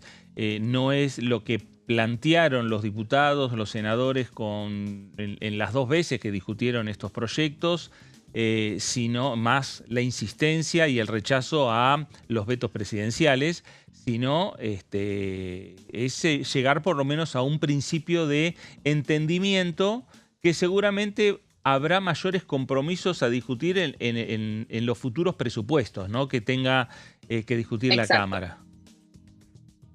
Sí, de hecho, algo que fija este proyecto que lo mencioné y no es menor, es que básicamente es un tema que se redirige al presupuesto 2026. De hecho, el propio proyecto aclara que dice estas partidas no las designa el Ejecutivo, las designan a través del presupuesto. Eso también es un cambio conceptual muy importante en lo que es la ley. Así que sí, realmente va a ser un tema que se va a discutir todos los años en el marco del presupuesto, siempre y cuando obviamente el Congreso esté dispuesto, junto con el Gobierno Nacional, en avanzar en ese tipo de discusión, llegar a algún tipo de acuerdo. Pero bueno, yo creo que es importante entender que la iniciativa y el apuro del gobierno tiene que ver con que es un conflicto social que tiene que saldar de alguna manera y aparte que se convirtió en un riesgo judicial. Entonces hay un apuro en ese sentido. Después, otro tema que obviamente va a ser uno de los principales es la ley de glaciares, que es algo que sí venimos hablando mucho en este canal, porque es el proyecto que quedó ahí pendiente de extraordinarias. Al no haber conseguido acuerdo rápidamente en el Senado, no se llegó a la sanción en conjunto con diputados. Y la novedad de las últimas horas tiene que ver con las audiencias públicas que se convocaron para este mes de marzo, para fines de marzo, que tienen ahora, pareciera, entre 15.000 y 18.000 inscriptos para participar de la audiencia. Por ende, va a ser complicado quizás para el oficialismo organizar cómo se van a llevar adelante tantos oradores, ¿no? En su momento se habían barajado 5 minutos por orador, pero bueno, teniendo casi 20.000 inscriptos va a ser más complicado, es muy probable que se terminen extendiendo. Pero bueno, el gobierno tiene la idea de que vaya al recinto a más tardar en abril. No pudieron consensuar evitar las audiencias públicas. Sí, lo que pudieron fue evitar que se realicen audiencias públicas en cada provincia, porque eso también había sido una iniciativa opositora para seguir dilatando el debate, ¿no? Tener una audiencia en cada provincia iba a ser una extensión ilimitada. Y al poder definir que sea por Zoom, se da esa representación federal sin necesidad de estar haciendo una audiencia por provincia, ¿no? Así que bueno, muy importante también para el gobierno nacional esto, para atraer actividad minera. Sabemos que hubo un par de concesiones que se dieron, aunque relativamente chicas, en el marco de la negociación del Senado, porque tampoco estaban los votos asegurados. Se habilitó que el Instituto Argentino de Nivología, Glaciología y Ciencias Ambientales realice estudios técnicos para que haya un mayor control del recurso hídrico, para ver que los glaciares cumplan con los requisitos necesarios. Un poco la idea conceptual de este proyecto en esencia tiene que ver con redefinir qué es un ambiente periglaciar y habilitar de esta forma que las provincias tengan más autonomía a la hora de decidir cómo explotar esos recursos que no tengan función hídrica efectiva. O sea, eso es importante remarcar porque la protección legal obviamente para el recurso hídrico se va a mantener. Lo que pasa es que se limita que la cantidad de glaciares y las zonas afectadas, alcanzadas por esta protección, sean estrictamente con la garantía de que tengan función hídrica efectiva, ¿no? Esa es como la idea principal. No van a dar más concesiones, la idea del oficialismo es esas eran todas las modificaciones que iban a aceptar, así que hay que ver cómo se da el debate en diputados, donde tenemos un PRO que tiene como antecedente que en el Senado no aprobó este proyecto. No en su totalidad, pero sí, por ejemplo, de Chubut, las que responden a Ignacio Torres, el gobernador, siempre los patagónicos estando más resistentes, ¿no?, a este proyecto, terminaron votando en contra. Entonces, hay que ver cómo se da ese poroteo. Recordemos que también hubo gestos de parte del peronismo en el Senado con respecto a esta ley, así que hay que ver si eso se va a replicar en diputados. Bueno, ahí estamos con ese panorama, por lo menos con estos dos temas centrales que son para el Poder Ejecutivo. Sí, tenés más, algunos datos más. Sí, esto es lo que está completamente ya presentado, claro, lo que ya sabemos que está encaminado. Ahora, ¿cuál es otra reforma que a corto plazo vamos a ver en estos primeros meses del 2026? Tiene que ver con la reforma política, o al menos así lo están dejando entrever desde el oficialismo. Todavía no hay un proyecto puntual, porque no hay un paquete presentado, pero sí están los antecedentes de lo que sí ya intentaron hacer durante el año 2024, durante la ley bases y post ley bases también. Entonces hay una idea de cuáles son esas iniciativas electorales que quiere hacer el gobierno, porque es muy probable que la vayamos a ver ahora, además de qué es lo que dicen, obviamente, tanto en la Casa Rosada como en el Congreso. Bueno, porque necesitan cambiar las reglas del juego con el suficiente tiempo para que puedan aplicarse para las elecciones presidenciales del año que viene, del 2027. Y teniendo en cuenta que los gobernadores, muchos probablemente terminen desdoblando las elecciones, bueno, eso va a claramente acelerar la necesidad de cerrar los acuerdos electorales con las provincias, y todo eso es central, ¿no?, para llevar adelante esta reforma política, que tiene varias aristas. Por un lado, la eliminación de las PASO, que ya lo escuchamos el año pasado también, terminó en la suspensión. Hubo una predisposición para la suspensión porque eran legislativas. Ahora, al ser elecciones presidenciales, es muy probable que se vayan a encontrar con posiciones un poco más resistentes. Hay un acuerdo quizás entre algunos partidos aliados de decir, bueno, podemos aceptar que empiecen a ser voluntarias y que no sean obligatorias. Pero bueno, el gobierno tiene esta idea en la cabeza de eliminar las PASO, que dejaron de convertirse solamente en elecciones primarias, sino que empezaron a convertirse en anticipadas de la general. Entonces, hay una idea fija, ¿no?, de eliminar ese costo logístico y costo fiscal que implican las PASO. Hay que ver si consigue el acuerdo con aliados y con los gobernadores para hacerlo, o si vamos a entrar en una dinámica de suspender eternamente las PASO. A ver, Dani, ahí me parece que estamos perdiendo la señal con lo que tiene que ver con las distintas reformas, ¿no?, que está trabajando el Poder Ejecutivo, que todavía en algunos casos se conocen algunos títulos. Esperemos los proyectos. Bien, Dani ya nos iba adelantando que la próxima semana es muy posible que se reúna la mesa política encabezada por el jefe de gabinete, Manuel Adorni, conjuntamente con el presidente de la Cámara de Diputados, Martín Menem, la secretaria general de la Presidencia, Karina Milei, la senadora nacional y jefa del bloque de senadores libertarios, Patricia Bullrich, el ministro del Interior, Diego Santilli. Ahí es esa mesa que pueden incorporarse también algunos otros ministros. Dani, estábamos con lo que tiene, con esas reformas que todavía no conocemos y que tenemos algunos títulos. Sí, ahí me escuchan, sí. Perdón, se me sí, cortó. Perfecto. Estaba hablando de la eliminación de las PASO. Así es. Que, bueno, como les decía, es algo que el gobierno quiere impulsar ya hace tiempo. Hay que ver si consigue consenso tanto para la eliminación, que sería el objetivo final, o para que sean voluntarias, o para volver a una suspensión, ¿no? Esto va, obviamente, a depender de los acuerdos electorales.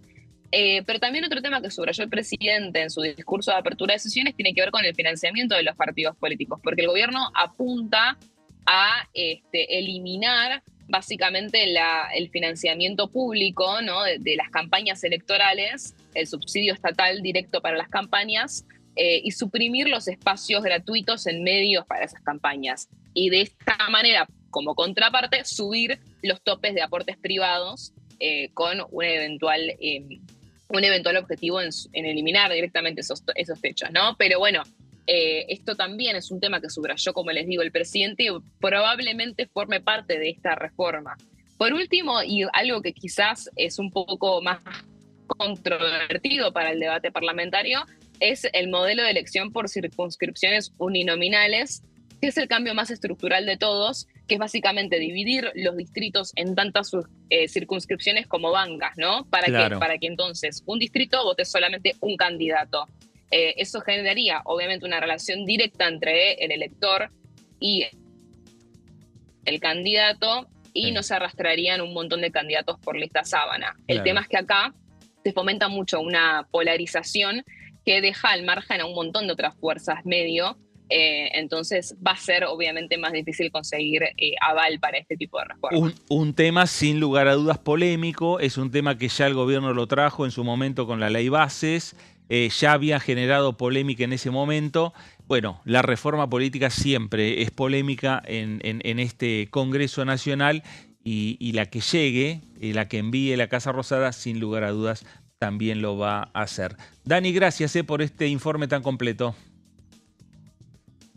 A ustedes. Gracias. Dani Romero, ahí con toda la información de lo que va a venir, desde Casa Rosada a el Congreso Nacional, posiblemente la próxima semana, después que se reúna la mesa política del gobierno del presidente Javier Milei.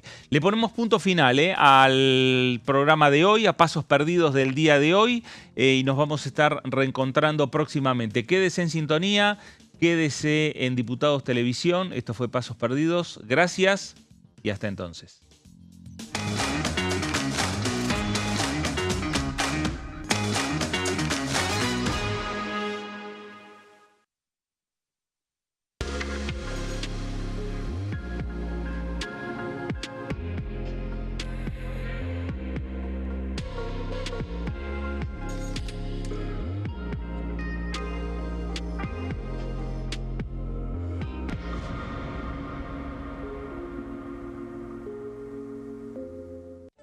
Convocatoria a audiencia pública.